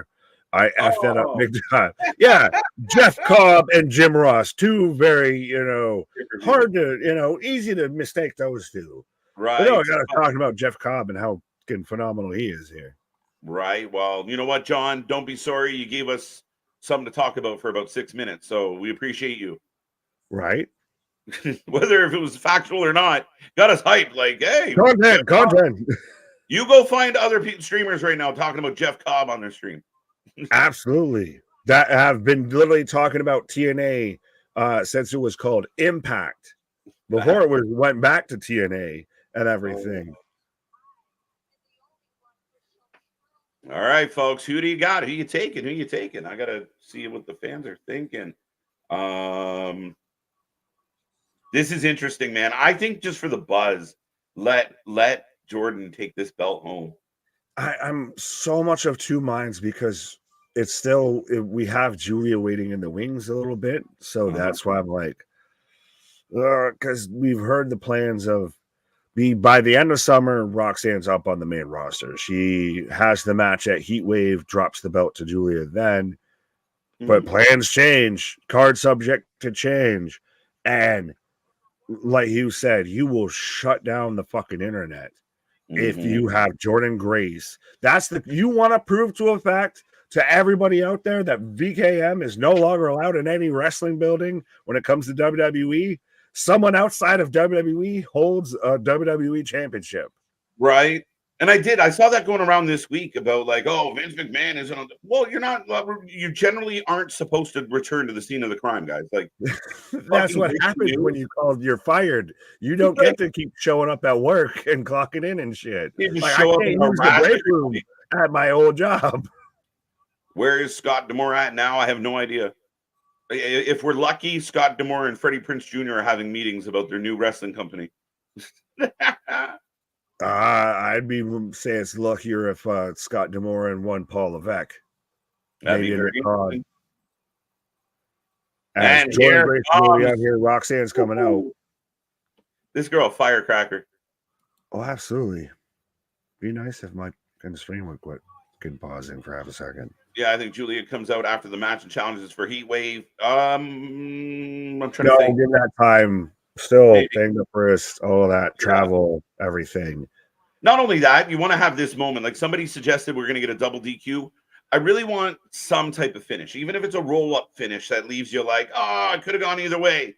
But if you just squash the match, then you're kind of not giving me a whole lot of faith in y'all working together. Yeah, no, you need a finish. And this is, again, we've talked about this. This is a historic moment. You need this to feel special instead of stomping on it on the back end. You let this go.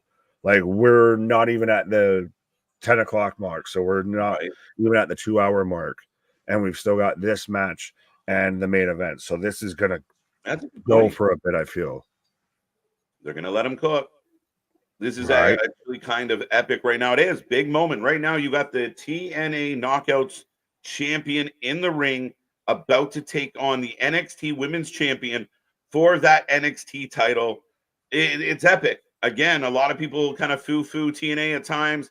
Third-rate brand. No one really, well, we don't really watch that. Well, if you haven't been paying attention, I'd start doing it because you're going to get athletes like Jordynne Grace that can do great things and a huge TNA chance. I can hear Anthony in my ear right now.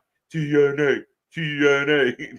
Absolutely, but that's the thing is I hate to sound like the learning tree right now, but drink it in, man, because this is historic right now, what we're watching right now.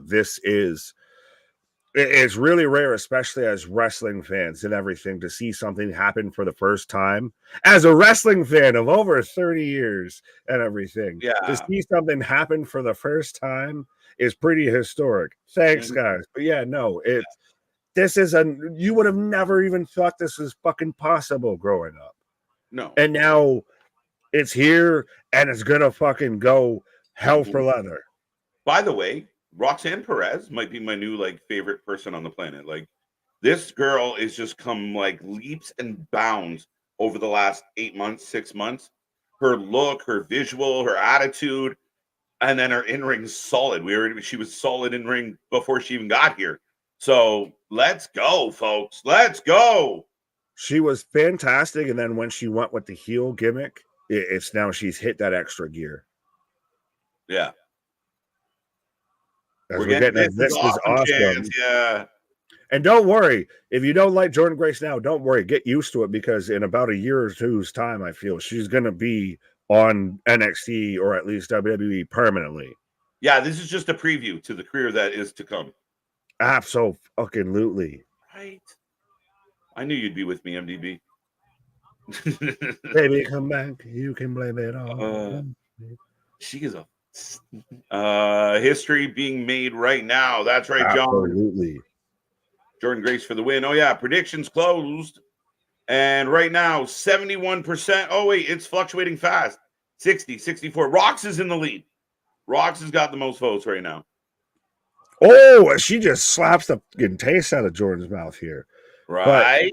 But let's just let this sink in right now. This moment that we're all watching of you're having a WWE wrestler challenge a TNA wrestler in a UFC arena for a WWE championship. Where all the acronyms are involved. Literally, just let that fucking sink in of that's where we're at in pro wrestling in 2024. Amen, brother. That's actually fucking outstanding when you think about it, right? Like, that is the big what the fuck moment. Yeah. NXT versus TNA at the UFC Apex. Son of a bitch. Absolutely. Let's go. The universe modes have come to life at this point. Right? Jordynne Grace for the win. Oh, that's clever as shit. The pull down on the cheek. Yeah, the kind of ripcord pull down as Jordynne had Roxanne's hair, and she just Fuck you, Yeah. bitch. Fucking rude. I heard this Nemeth guy could be big in WWE. Imagine they bring in him and his brother as a tag team. Bro, they tweeted towards Battleground and everything before the show went live. Shut up.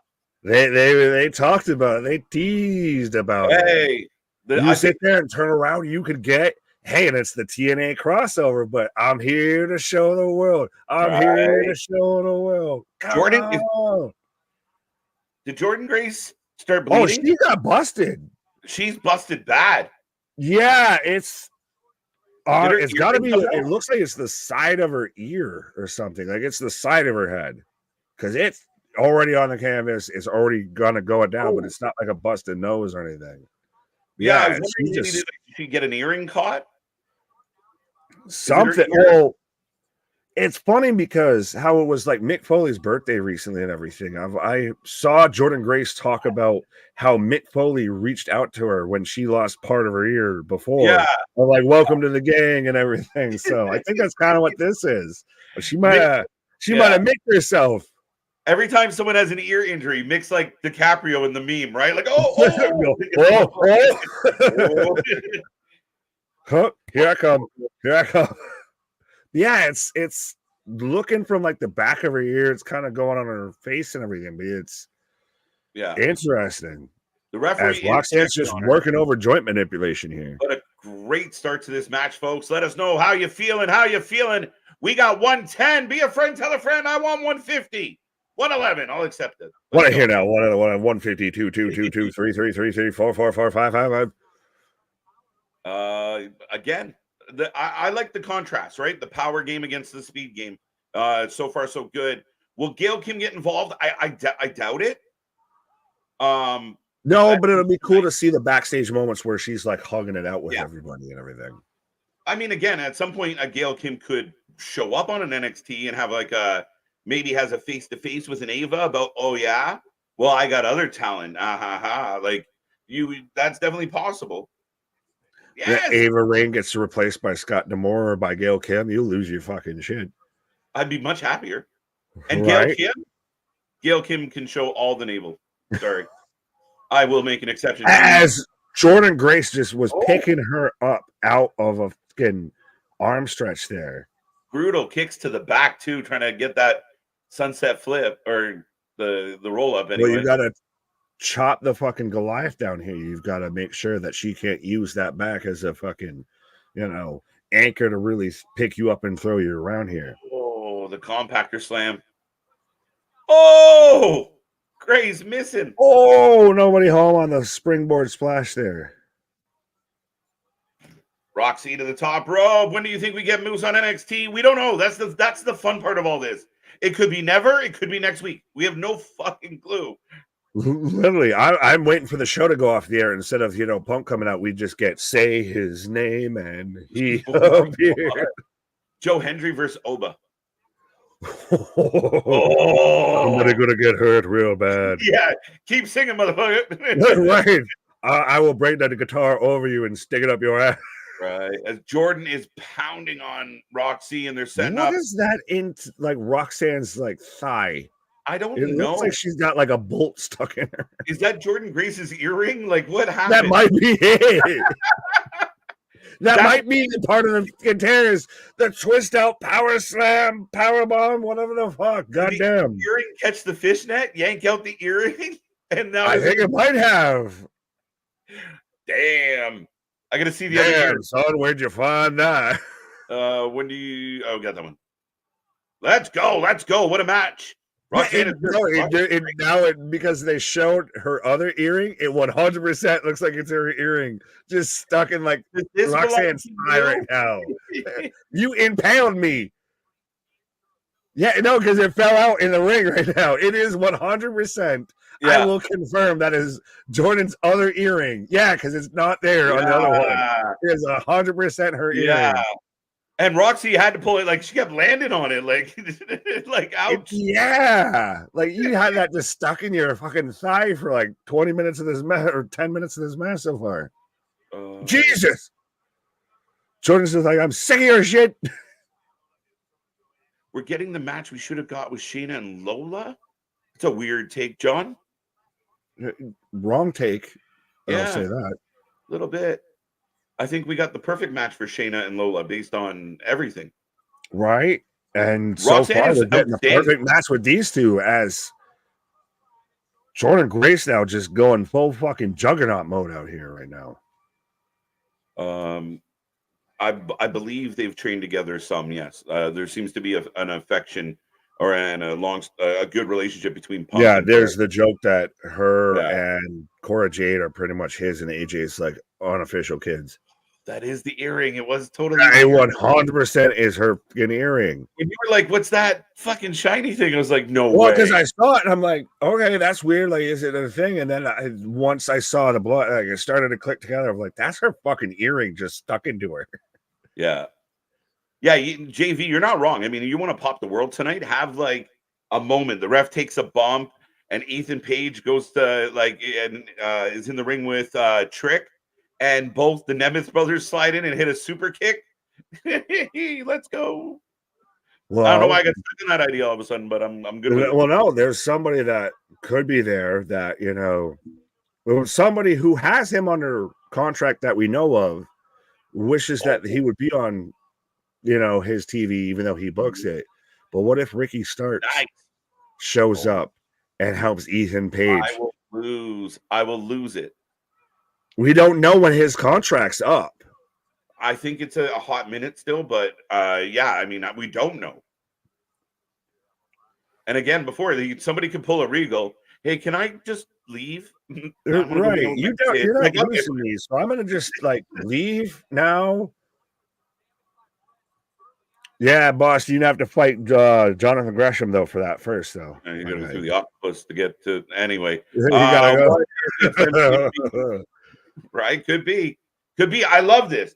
Like, as wrestling fans, considering there's so many wrestling fans out there that have nothing good to say about any of the wrestling, it is a really good time to be a wrestling fan as far as all the content, but all the possibilities. Dude, and also, can we just kind of take as Jordynne? Goes for the powerbomb on the outside, but gets caught into an arm breaker there. But for everybody that's out there and that was poo-pooing and foo-fooing TNA Impact and everything like that, we're talking about Motor City Machine Guns showing up. They're TNA talent. We're talking about Joe Hendry, TNA talent. We're talking about Jordynne Grace, TNA talent. But I thought TNA was kind of the drizzling shits. It was the third little cousin and everything. No, it goes back to what we've said for the longest time. They're number 2 right there with AEW. Absolutely. Muscle Buster. Joe. Yeah. One count. No, it was a 2. In what mathematician fucking system was that? To me, it looked like a clear 1.5. This match is delivering. I thought it was a 2, but my bad. I could have just. No, you're fine. We could both be wrong and both be right. That's definitely her earring. Got that one. I like Roxanne. I think they're kind of chanting right now. Jordynne's gonna kill after the Muscle Buster.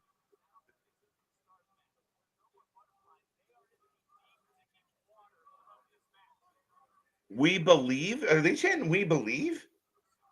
I believe so. That's what it sounds like. Are they chanting "We believe" right now? Say his name and he'll be. Oh, we're about to get a Pop Rocks. Oh.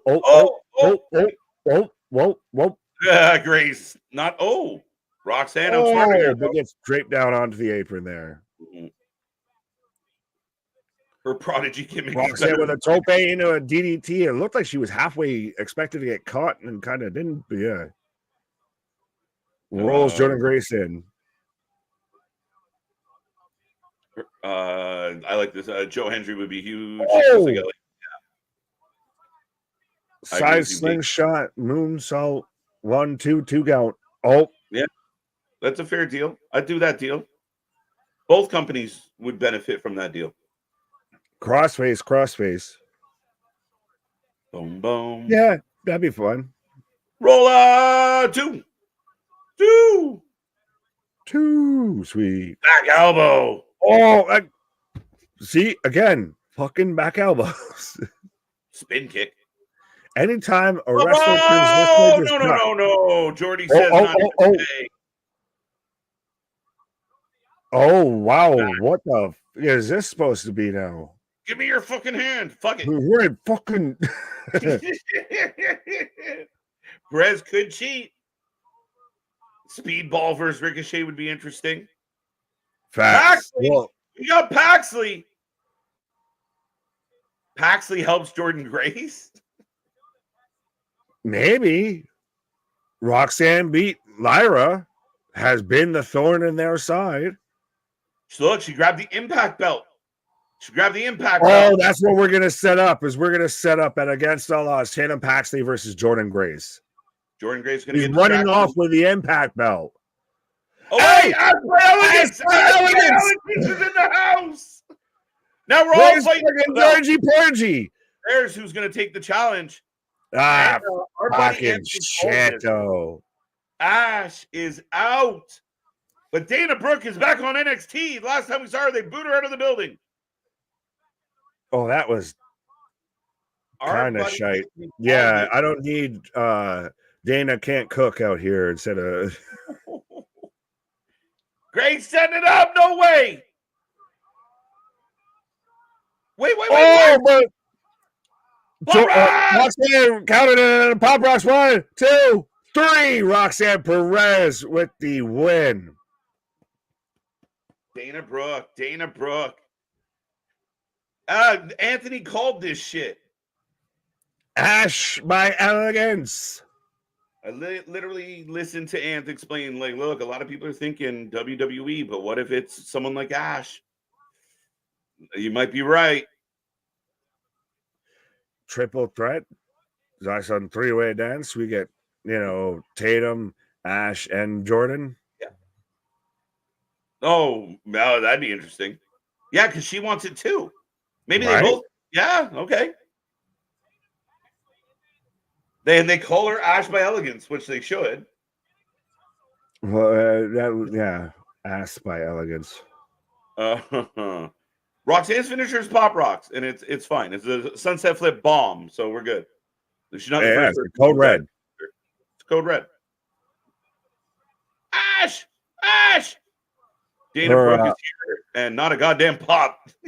Right, yeah.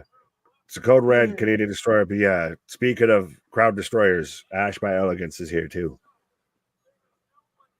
Dana Brooke. Roxy. Good match. That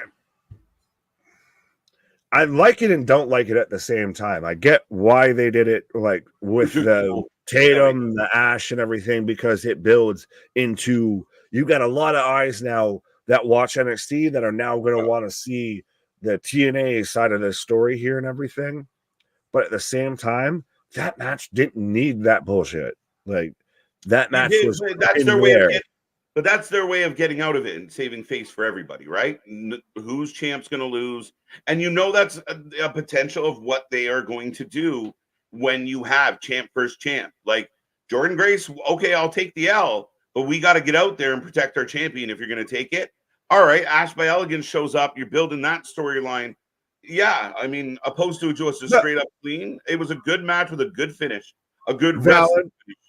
If it wasn't Tatum and Ash, if it was, if they still had a Perazo, if it was somebody like that was more involved, maybe that might have respectfully, I think, been more digestible. Pause.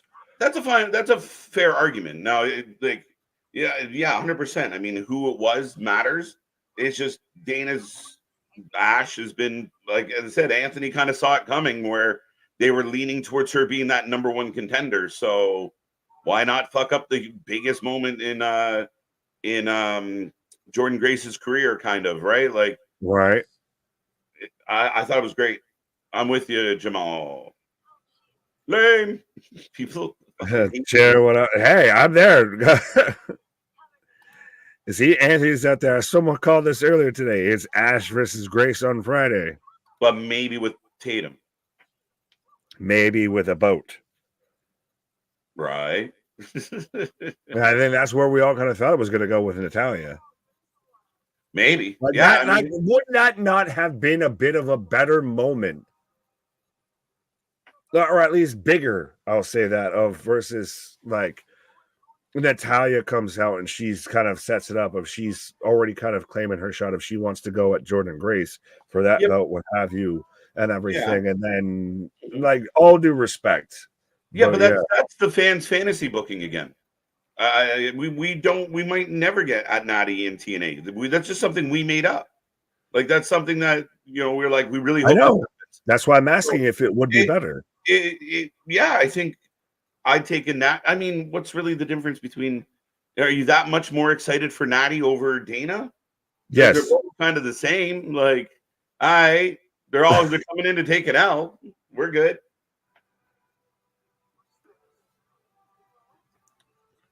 Rematch, typical Triple H. Paul, that is crazy. They might run it back on TNA 100%. Typical Triple H. That's ridiculous. Fans can't wait to find it. I feel like they saw the leveling up of Roxanne Perez tonight. I'm excited. Roxanne's a talent. If you didn't know that before tonight, I mean, she's outstanding. You can't justify that was ass. You're completely wrong. Completely. I'm arguing against this man and still disagree with you, my guy. So yeah, that was a hell of a match. Guys, like, I really think some fans out there need to go back and watch old wrestling and realize how many pro wrestling matches ended with fucked finishes, that you found a way to protect things. It wasn't just dozens of fucking clean matches. It was more likely that you were going to get some fuckery, especially if a heel was going to win. And that's what you just did tonight. And for TNA just set up their pay-per-view on Friday on WWE programming on a Sunday, because that's your pay-per-view match that they're selling everybody on. To me, like I said, I agree with it. I saw what they did and everything like that. I don't think it's completely terrible. I just think that you could have tweaked it, fantasy booked it, what have you, to where it could have been better and everything like that. But there's a reason the whole dusty finish term exists. If Trish Stratus or Lita or fucking Bailey, you listed them, but that's not what they're doing right now. So that's where the fans make me laugh sometimes of like, well, why wasn't it Natty? Because Natty's busy. Nobody said all right. Well, I feel like you're lumping me into this. I'm like, I didn't go fully there in this nothing game here. Like, calm down. We're back to Sexy Red, who we've minimized tonight. This Sarah Sheep growth throws me off. TNA still has no further their storylines as well. Has to further their storylines as well. I think it was perfect, to be honest. I agree. I absolutely agree with that. Oh, Lola. So we've got Lola and Sexy Red out here. Thank you. That's literally what I was saying earlier when you were talking and everything. I brought up of how the term dusty finish exists for a reason. It's now we've got like girl in the middle had no butt. Bro, we've got Twerk Central out here. Now we've got Wes Lee. Oh, wait. Oh, as he's instantly getting jumped by Gallows out here. This would be where you set up, where you get it. Now he needs friends. Yeah. Kickoff show will be Friday at 11 a.m. Eastern time. Yeah, stay tuned. There might be something from the channel on that. So, guys, click that little bell. You never know when we're going to pop up, and that's something we might do. We'll see what the schedule looks like. Kickoff show for what? What the fuck did we go on? The Clash kickoff show Friday morning. Oh, I thought we were even here before that. So, yeah. We are. I believe we're at like 10:45. So, we'll be No. I mean, the day before. Friday. The Friday, like the press conference kickoff. Oh, okay. I got there in the end. Here he is with my old friend. All right, Cody Rhodes shouting out his old friend. There you go. Right. Well, ladies. What? Charles Smith saying, my first time seeing Roxanne Perez. Wow, she is amazing. Absolutely. Roxanne Perez, 100%. Javon Evans versus Shawn Spears next Tuesday is shaping up. We've got Eddie Thorpe. We've got Spooky Chew. We've got Lexus King versus Dante Chen. We've got Javon Evans versus Shawn Spears 3 in a Singapore cane match. Wow, they actually called it a Singapore clean. That's throwing it back. Right, instead of a kendo stick. Michin versus Miss Parker. Let's go. Oh, Michin versus Jaida. Okay. Yeah. All right, folks, we're getting the main event. Get in the chat. Let us know who leaves NXT Battleground as world champion. So we got Jamal Hill on screen. Jamal Hill. So they very much have it so far, at least outside of Ash by Elegance, which I guess does check the mark of if we were going to get TNA people on the show tonight that was not advertised, but they've very much done a good job of having some UFC fighters in attendance as well. And I think that goes hand in hand of UFC will always mention when they've got like a CM Punk, what have you, a WWE wrestler in attendance for a show. Right. Sup, Dylan? How you doing? Welcome. The twerking continues. But listen, we haven't had a lot. Like, by definition, I feel like usually when you host a show, you're on it a little more than twice. But hey, I didn't want any more of it, so we're good. Yeah, you didn't need to tell me she was the host. You can just move along past. Right. And again, if you like her, that's great. She just ain't for me. And what do you like about her would be the question I have. Like, I don't get it. But I mean, I'm starting to feel like the old guy who's like, you know, your music and the hippity hoppity. Like, yeah, I know. They're hipping and the hopping with the bipping and the bopping. I just don't get it. I just remember a day where you had to have talent to be famous. Yeah, it's crazy like that. Rascal's coming. There you go. I think, does it not feel like that? A bit. Like I said, if it's setting up of, I need friends, I need help. Yeah. I like the comment up here by, where was it? I think it was MDB. Yeah. Death taxes. Wes Lee getting jumped in the back. I think we need to just start doing it of death, taxes, and wrestling for life are the three things that are going to always exist in the world. Right.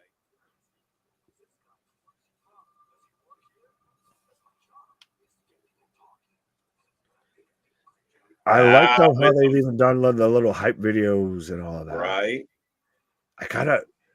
They should have gotten Ron Perlman to do a fucking cold open for NXT Battleground. Right. Because I drool on myself live.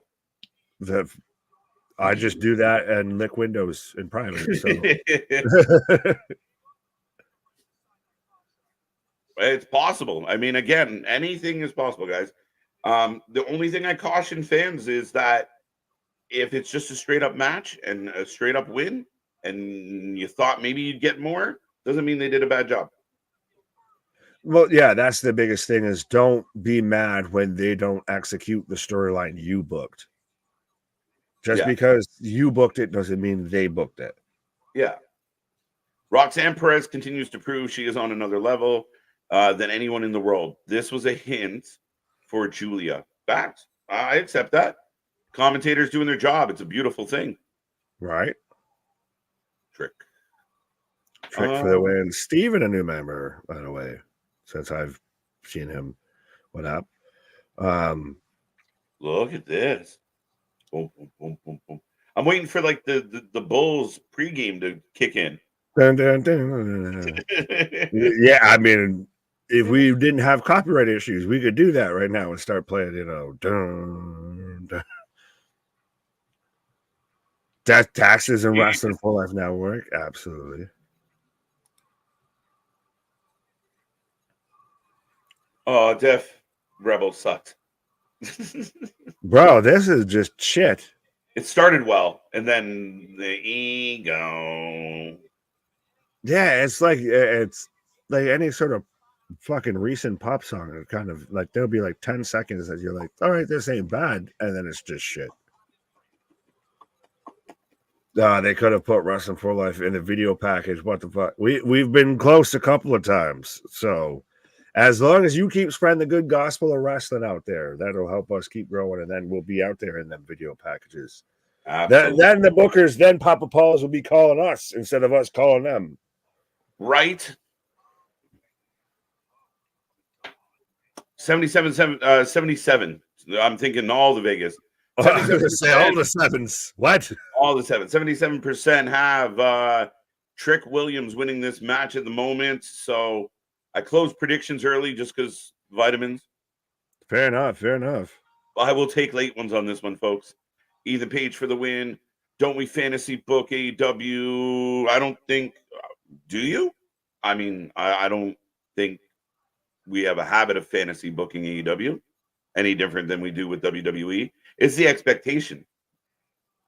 I think that's the thing. There's fantasy booking, and then there's actually making sense of chaos or critiquing. Yeah, I don't think that's right. accurate. Yeah, critiquing is absolute fucking. Yeah, I think I know what Boston was trying for, but yeah, I don't think it's accurate. Not all. Ethan for the win. Ethan Page should have stayed in AEW or went to TNA. Okay, we'll find out. He seems pretty content. He feels like a big star kind of right out of the gate. So let's be real with it. Yeah, like what is the complaint that he went to WWE? Booker, right? Ethan Page has booked better now than he was booked in AEW in one episode.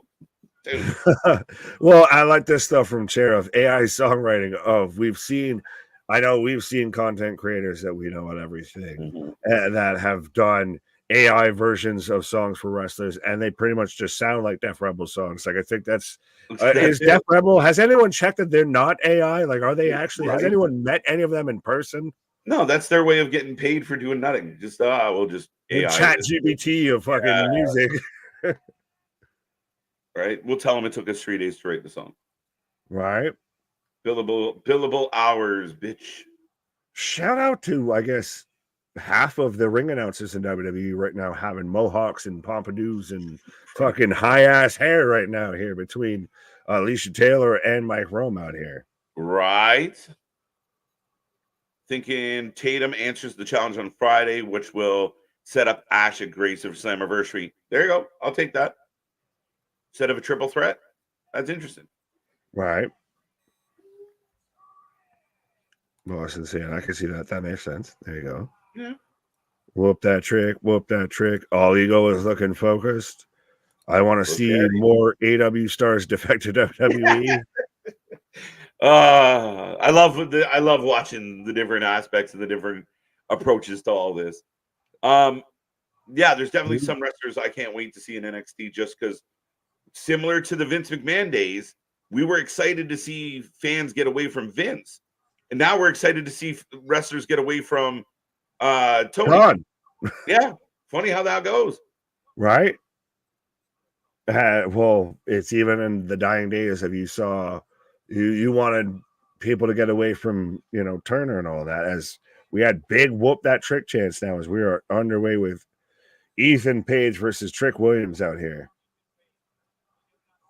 Ethan Page has wrestling star written all over him, 150%.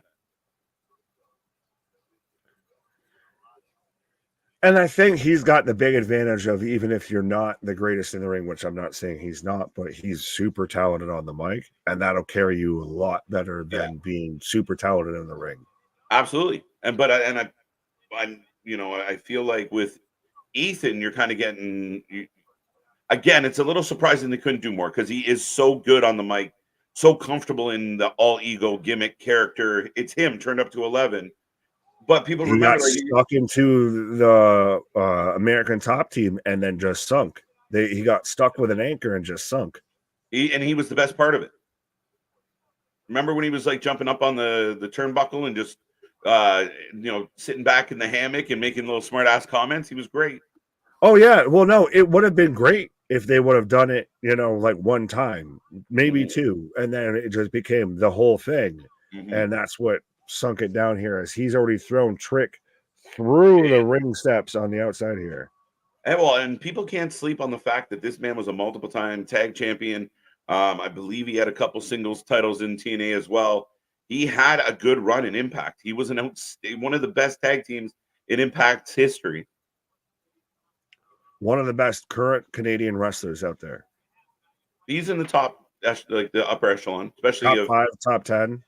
At his level, yeah, I would say so. I mean, maybe not Top 5, top 10, 15 maybe. Josh, KO, Sammy. There's Am I missing anybody? no, none. That was all of them. Oh no, I'm literally trying to think, dickhead. I'm trying to ask. Did I miss any? Honestly, I'm trying to ask the fucking Canadian about Canadian wrestling. How dare I? Sorry. It's like 3. Is that all? No, I'm trying to think of like top guys that I would put above Ethan Page for fuck's sake. Fuck. I don't even know. I'm stalling for time. Yeah. Anyways, moving on. Oh, that's interesting. Like the kind of underhook and then roll. Guilty. Backbreaker. Yeah, sure.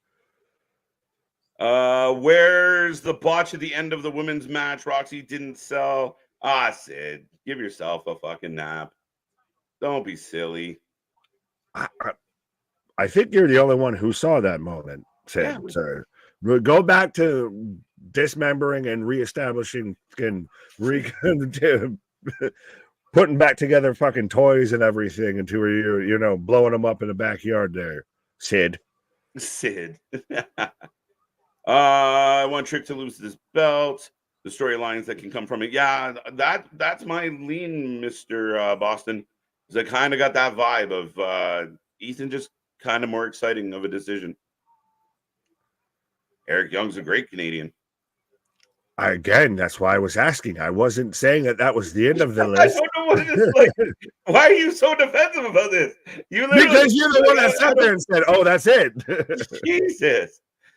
Paige was lackey for Alexander. Not always. But Alexander's kind of the better of the two.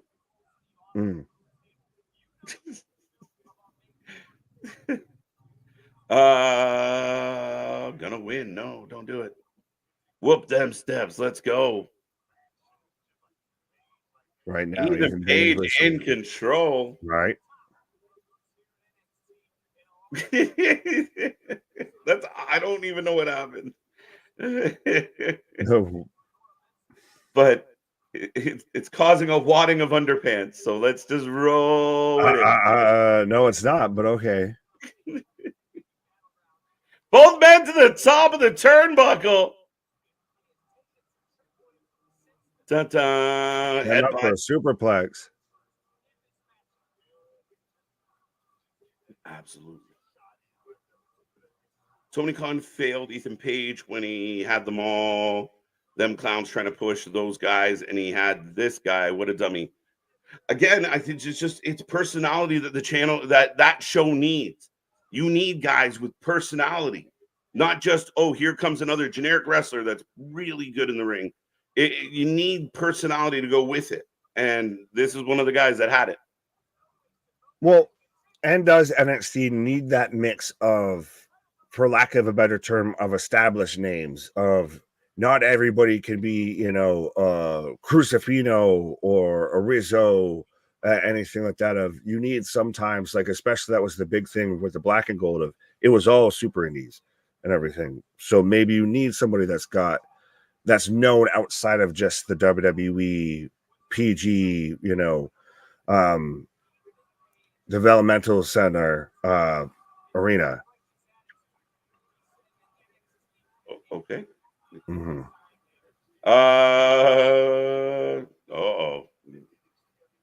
I heard the Young Bucks not happy with current storyline and Tony is forcing them. Bullshit. I call bullshit. They're loving it. I call bullshit. We're getting whoop that trick chance right now. Dana Brooks on Twitter telling everybody, hey, did you hear that pop? I missed it. I might have missed it. Right. Would she like to run back the file for us or anything like that? I think I might have missed it.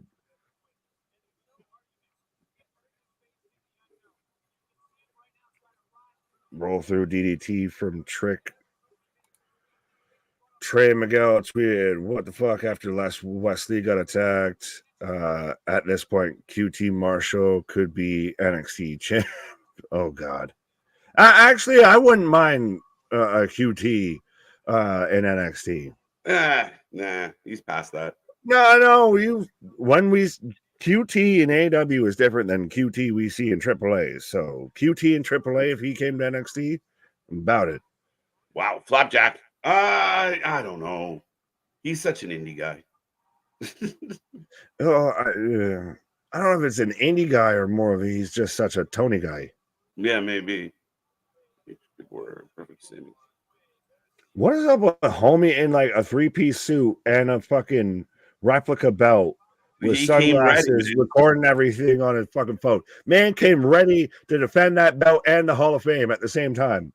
Wow, through the barricade. The funny part is like two people over in a tank top, like just having a time, right? So, right. but this man knew he was going to be on TV. He came prepared.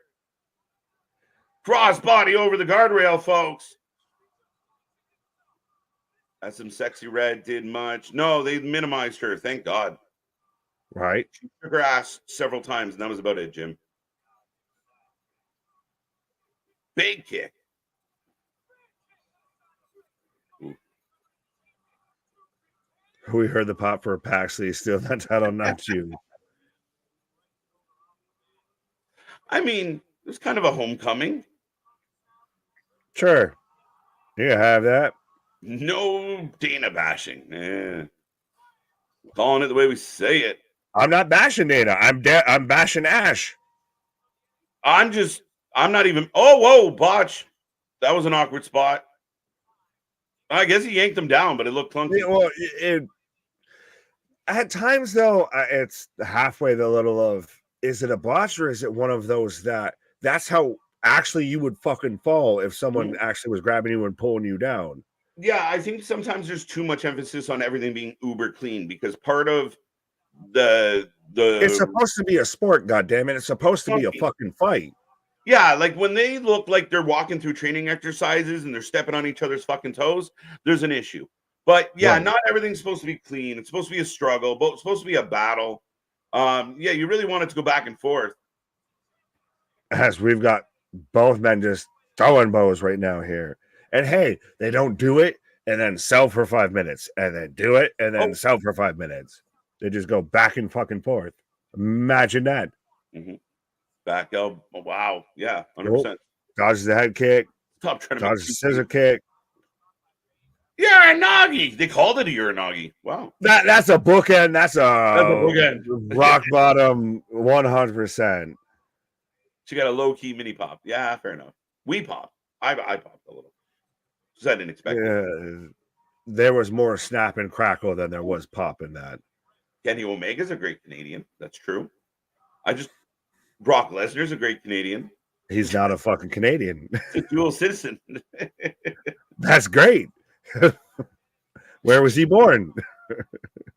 He's a citizen of my country, and he currently lives here. I like my matches a little sloppy. I bet you do. Sloppy Joes. Lunch lady land. Trick making double sure to move monitors and lights and everything out the way out here. As we're going for the superplex, I'm getting the feeling he's about to eat this table. Oh, the running power slam through the table. Well, step up power slam off the steps there. The pop Ash heard was Anthony screaming from Atlanta. Oh, I like it. Did you guys see House of Glory Puerto Rican weekend wrestling show yesterday? I saw parts of it. Looked like they had a good time. Yeah, I haven't caught too much of it so far, respectfully. Boston. And this is exactly what Paul and Sean said they would do. 1, 2 out. I agree, John. Somebody earlier said something about Triple H booking or typical Triple H booking. Typical booking right now from this crowd has been nothing but solid. Solid Absolutely. booking, quality matches, and they're letting them have it. This feels 100% like, I'm going to say it, of same kind of energy of like if you tuned into a fight night, that would be at Apex. Same kind of a little bit of energy here of you really don't know who's going to win either fight. Can build in throughout the card here. this has been a hell of an evening for NXT here. Yeah. Oh, Like, gets win, hit with lose, the or draw, knee. this is That could be historic. it. Not this way. Wow. And still, your NXT World Champion, Ethan Page, took his eye off the ball and catches a knee.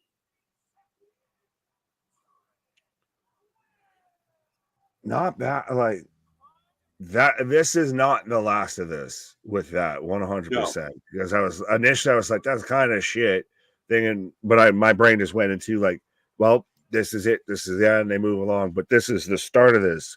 So we're gonna very much now. We've got to establish and really develop Ethan Page to where he seems 10 times as evil going against Trick the next time. Yeah. So his ego gets the best of him is the story, I guess they're selling us on. All ego. That's it. 5-1, 5-1, 4-2. I think I batted an over tonight. I think I've been wrong on every single match. Yeah, I would. I'm really pretty positive because I took Jordynne, I took Ethan, I took the OC, I took Fallon. What other? Well, no, I'm one. I got the Oba right. That's it. As Sexy Red comes out, Ethan Page in the corner, pissed off, and Trick celebrating.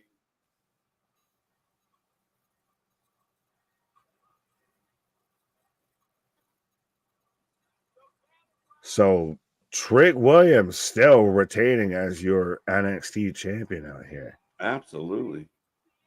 I feel. I was gonna say shit though. I feel like we were kind of going there for a minute. I'm like, I'm waiting for something, but this is a really. You're not gonna get anything here because Ethan Page and Trick is the story leaving this pay-per-view.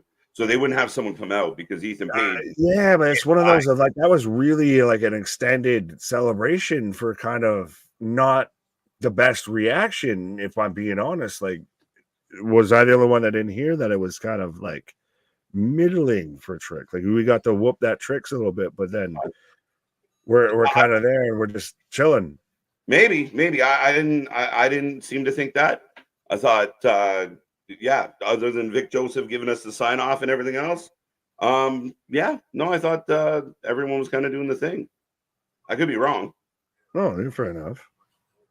8 out of 10 was entertaining show. Best thing from NXT I've seen in all year. Yeah, folks, we take a rating out of 10 on every single show. Get your ratings in. Let us know what you think. How did you feel? I think this is maybe the third time now that I felt like Trick had one of the weakest matches on the show.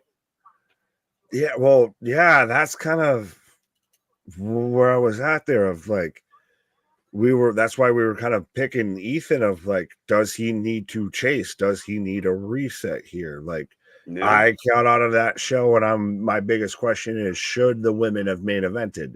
Should Roxanne and Jordynne Grace main evented instead of that? Could have. I mean, based on the quality they gave us, yeah. Overall, that would have been a higher. That ending would have had a better feel to it than this match. Felt short. Felt unimpressive. There was it felt like it ended flat. Like that's the thing. It was good. It was a good match leading all the way through it. It just kind of felt flat because there was no back and forth. There was no kick out, 2 count, and then he hits a big spot, and then blah blah blah, kick out. There was no back and forth. There was literally Ethan's talking to the ref, eats a knee, 1, 2, 3.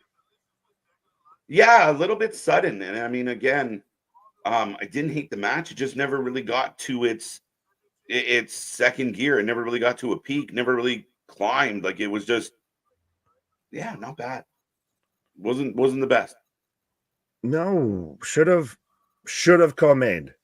I would have been much happier ending it with Roxanne going over Jordynne, all of that being the whole moment that ends the show. And that, hey, that's your way to send it off of folks. Make sure you tune in to TNA on fucking Friday for Against All Odds, all that, what have you.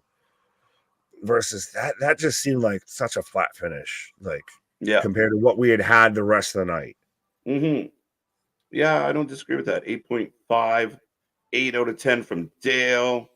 Yeah, I would have liked that. Kevin, I'll leave that to you. Well, sure. Oh, go ahead. No, I was going to ask you this question on the chat too, as well, because you mentioned how, again, this hasn't felt like to where Trick had like the best match. Like Trick's kind of felt a little lackluster, especially in his big matches. Now, where do we start to draw the line if that's the booking, that's the situation, or if this is just Trick of still being potentially too pushed too fast, too much, too soon, what have you? We're starting to get into that area. Yeah, maybe the fact of you got really over with your entrance music and it pole vaulted you a little further than you were ready for. Because again, you were in there. A lot of people almost unanimously agree that Carmelo is been outstanding in the ring. Had several outstanding matches. His match with Trick was both of them were very forgettable. This match tonight, kind of forgettable. Yeah, I thought this match would have been a lot better, and it was getting there, and then the ending was just right. 8.5 out of 10 knee pads. This match was boring. Fair enough. Or this match shit was boring. Fair enough. 8 out of 10. Well, still give us your ratings on the whole show, not just the main event, because there was still the whole show, not just that. Hagen saying predictable. I disagree, especially based on the prediction records. But generally, people that don't give us predictions say that was predictable. 7 out of 10. I feel disappointed, but it's my own fault. That happens. At least you admit it. There you go. 7 out of 10. 4 out of 10. Hagen. That didn't even watch. 8 out of 10. 8.1. 8.5. 3 and 3 of my predictions, 9 out of 10. I mean, good on you then. Right, not a bad night. 7.5. So yeah, I mean, overall, I enjoyed the Trick match. So Jumpy didn't dislike it, so that's good. Not bad, not bad. I thought it was good. I was really happy. I think somebody referenced like this feels like a little bit of OG NXT tonight. I liked it. The energy of the whole thing was strong. The main event was probably my least favorite thing. The tag match was great. The ladder match set the tone. It was a good night. I have to go 8. They would have had a 9 if the main event was better. But yeah, I'm more than happy with an 8.5. But yeah, good job. Main event. I don't know what we're gonna do. I'm torn between a 7.5 and an 8 because going through it, the ladder match was great. That was fantastic, and it was really paced out really well. And again, we were all caught off guard of who we all thought was going to win the match, or who was least likely to win the match was the one who won the match. Mm-hmm. Then we get tag match was it was a tag match. It wasn't bad. It wasn't super impressive, but it wasn't bad at all. Lola versus Shayna, I think. I know I didn't get the octagon. I still think it was a good match. I still think it was the right decision if Lola goes over.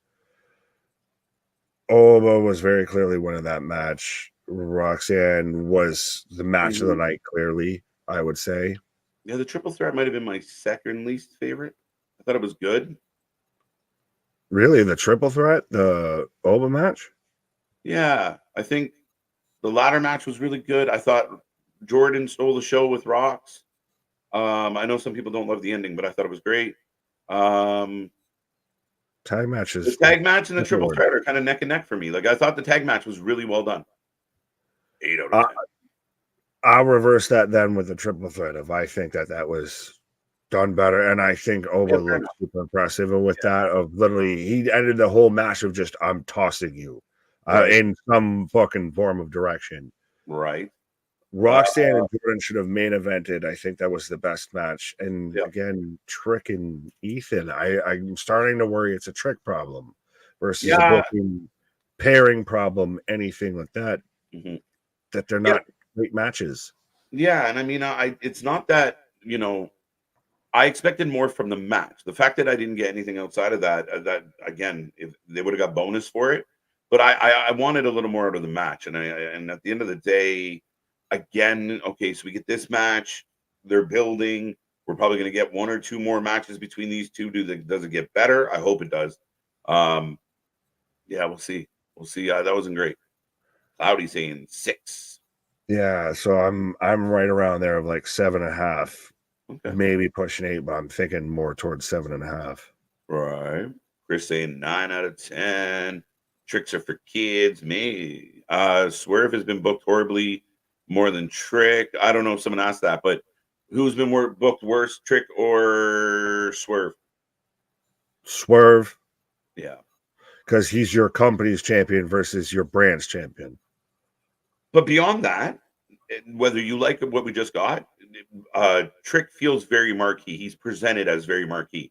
In the main event spots, tonight was a main event match. Right. He's not wrestling, mid-card guys. He's not having nothing matches every week. He feels he's booked better, more champion-like. He's booked in main event spots, well, like you were saying there, of Swerve's booked in mid-card opening, non-existent matches. He's in title eliminators and shit like that. Yeah. Underground match and triple threat was really great. Got to finish watching the ladder match. So he gives a fair enough, Hagen. He gave a low rating prior to finishing watching the show. Lola and Shayna was dope. I'm with you on that, 100%. Right. 7.5, very enjoyable. Yeah. Show sucked besides the ladder match. The other side. Fair enough. I can't agree with you, but that's your take. I could debate it with you. I could for sure debate it with you. No, I mean, it is what it is. Are you guys impressed with the young new women doing such a good job in the ladder match? And it was their first time in a ladder match. Yeah, I think we were all very impressed with the ladder match, Nick. 100%.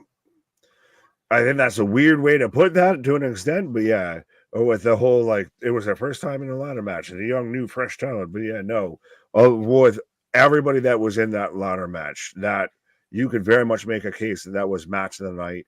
That was very fast paced and it bucked the trend on every kind of multi-person and ladder match that we've really seen in a while. Mm-hmm. And I really dig it. Absolutely.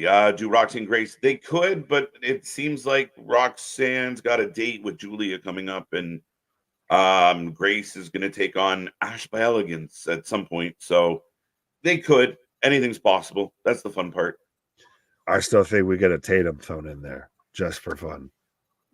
Possibly. We'll take your women's champion and we'll give you Tatum Paxley and Brooks Jensen. Mm-hmm. That's your deal. You can take it or leave. Right. I don't mind it. NXT Battleground for me was an 8 out of 10. Thank you, Christopher, KJ, and Nick. Was it just me or did the crowd suck tonight? I didn't think the crowd sucked at all. Remember, it's small. 600, 700 people in a very... I thought they were in it when they needed to be in it. Did that stand out to you? Not really. Like I said, the most I really mentioned it was towards the very end, and I could be wrong with that. But yeah, no, again, that's what we've really talked about for the longest time. If you got to remember that this is going to be damn near close to the Full Sail kind of attendance levels here of 600 to 700, what have you, very, kind of, small settings, small crowd reactions. I think everybody was fully invested into it, but you're not going to get the camera shaking moments or anything. Right. Like that. Yeah, fair enough. Trick just hasn't risen to the moments that he's been given. Swerve has been booked like a mid-card champ. Fair enough.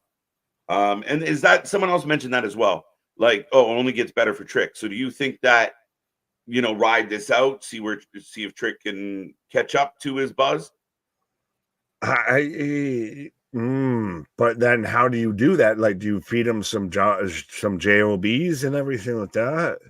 That's the thing, because if he doesn't have a stellar, like a buzzsaw match with, somebody that he's supposed to clearly walk through, then it's even worse. Like, that's the thing. That's a gamble.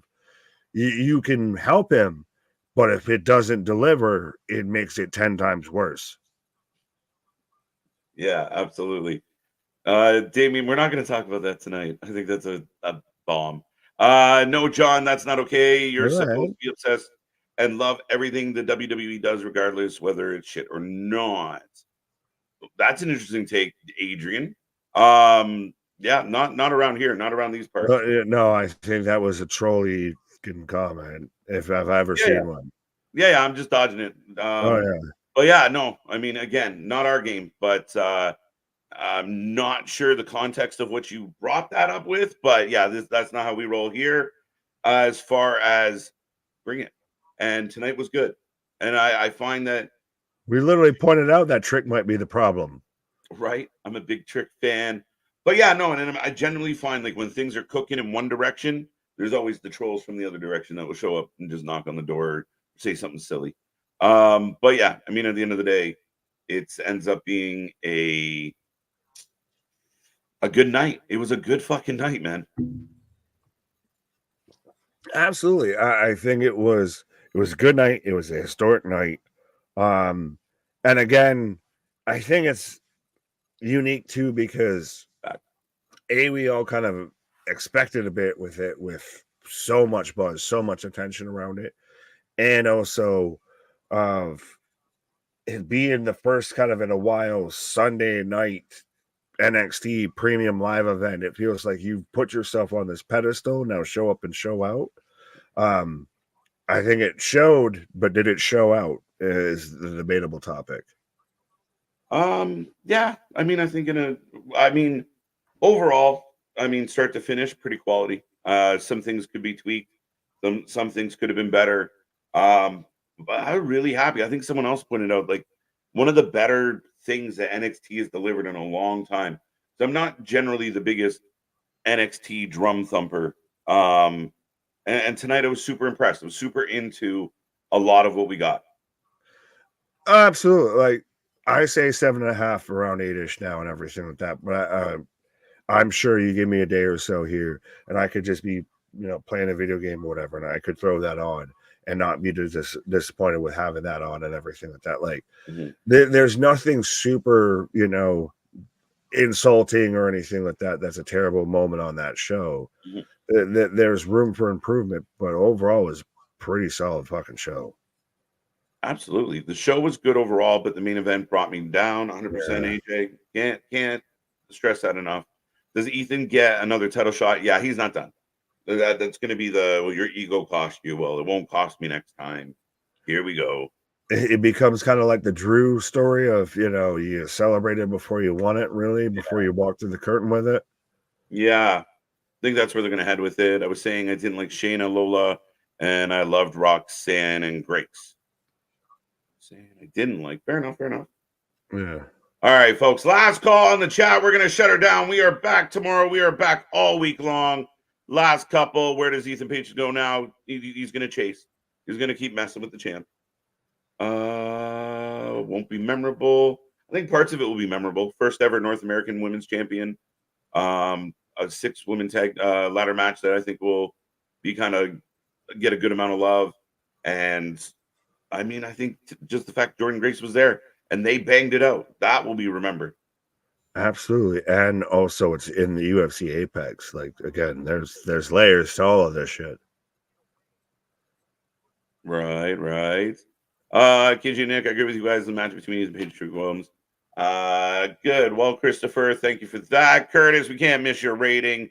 6.5 without Trick. 8. Yeah, that's just fair. Have a wonderful night, Stoner. Jesus. Have a good night, sir. Have a good night. But with all that being said, folks, we are going to tap out. We're going to say goodnight. We are back all week long. A busy week ahead with so much to bring you. Looking forward to Raw tomorrow, the go-home show for Clash at the Castle. NXT will find out what's next for everybody involved. And we're here all week long. Click all the buttons. Click all the links. Be a part of the family. Check us out on Discord. But yeah, historic night overall. Good job, HBK. Good job, NXT. I was pretty happy with it, Mr. Dick. Absolutely. Our shit is real. Our shit is raw. Our shit is all authentic. When you're talking about that wrestling, but put that full life with it. That's all, folks. Come back tomorrow. See you on the flip side. Good night.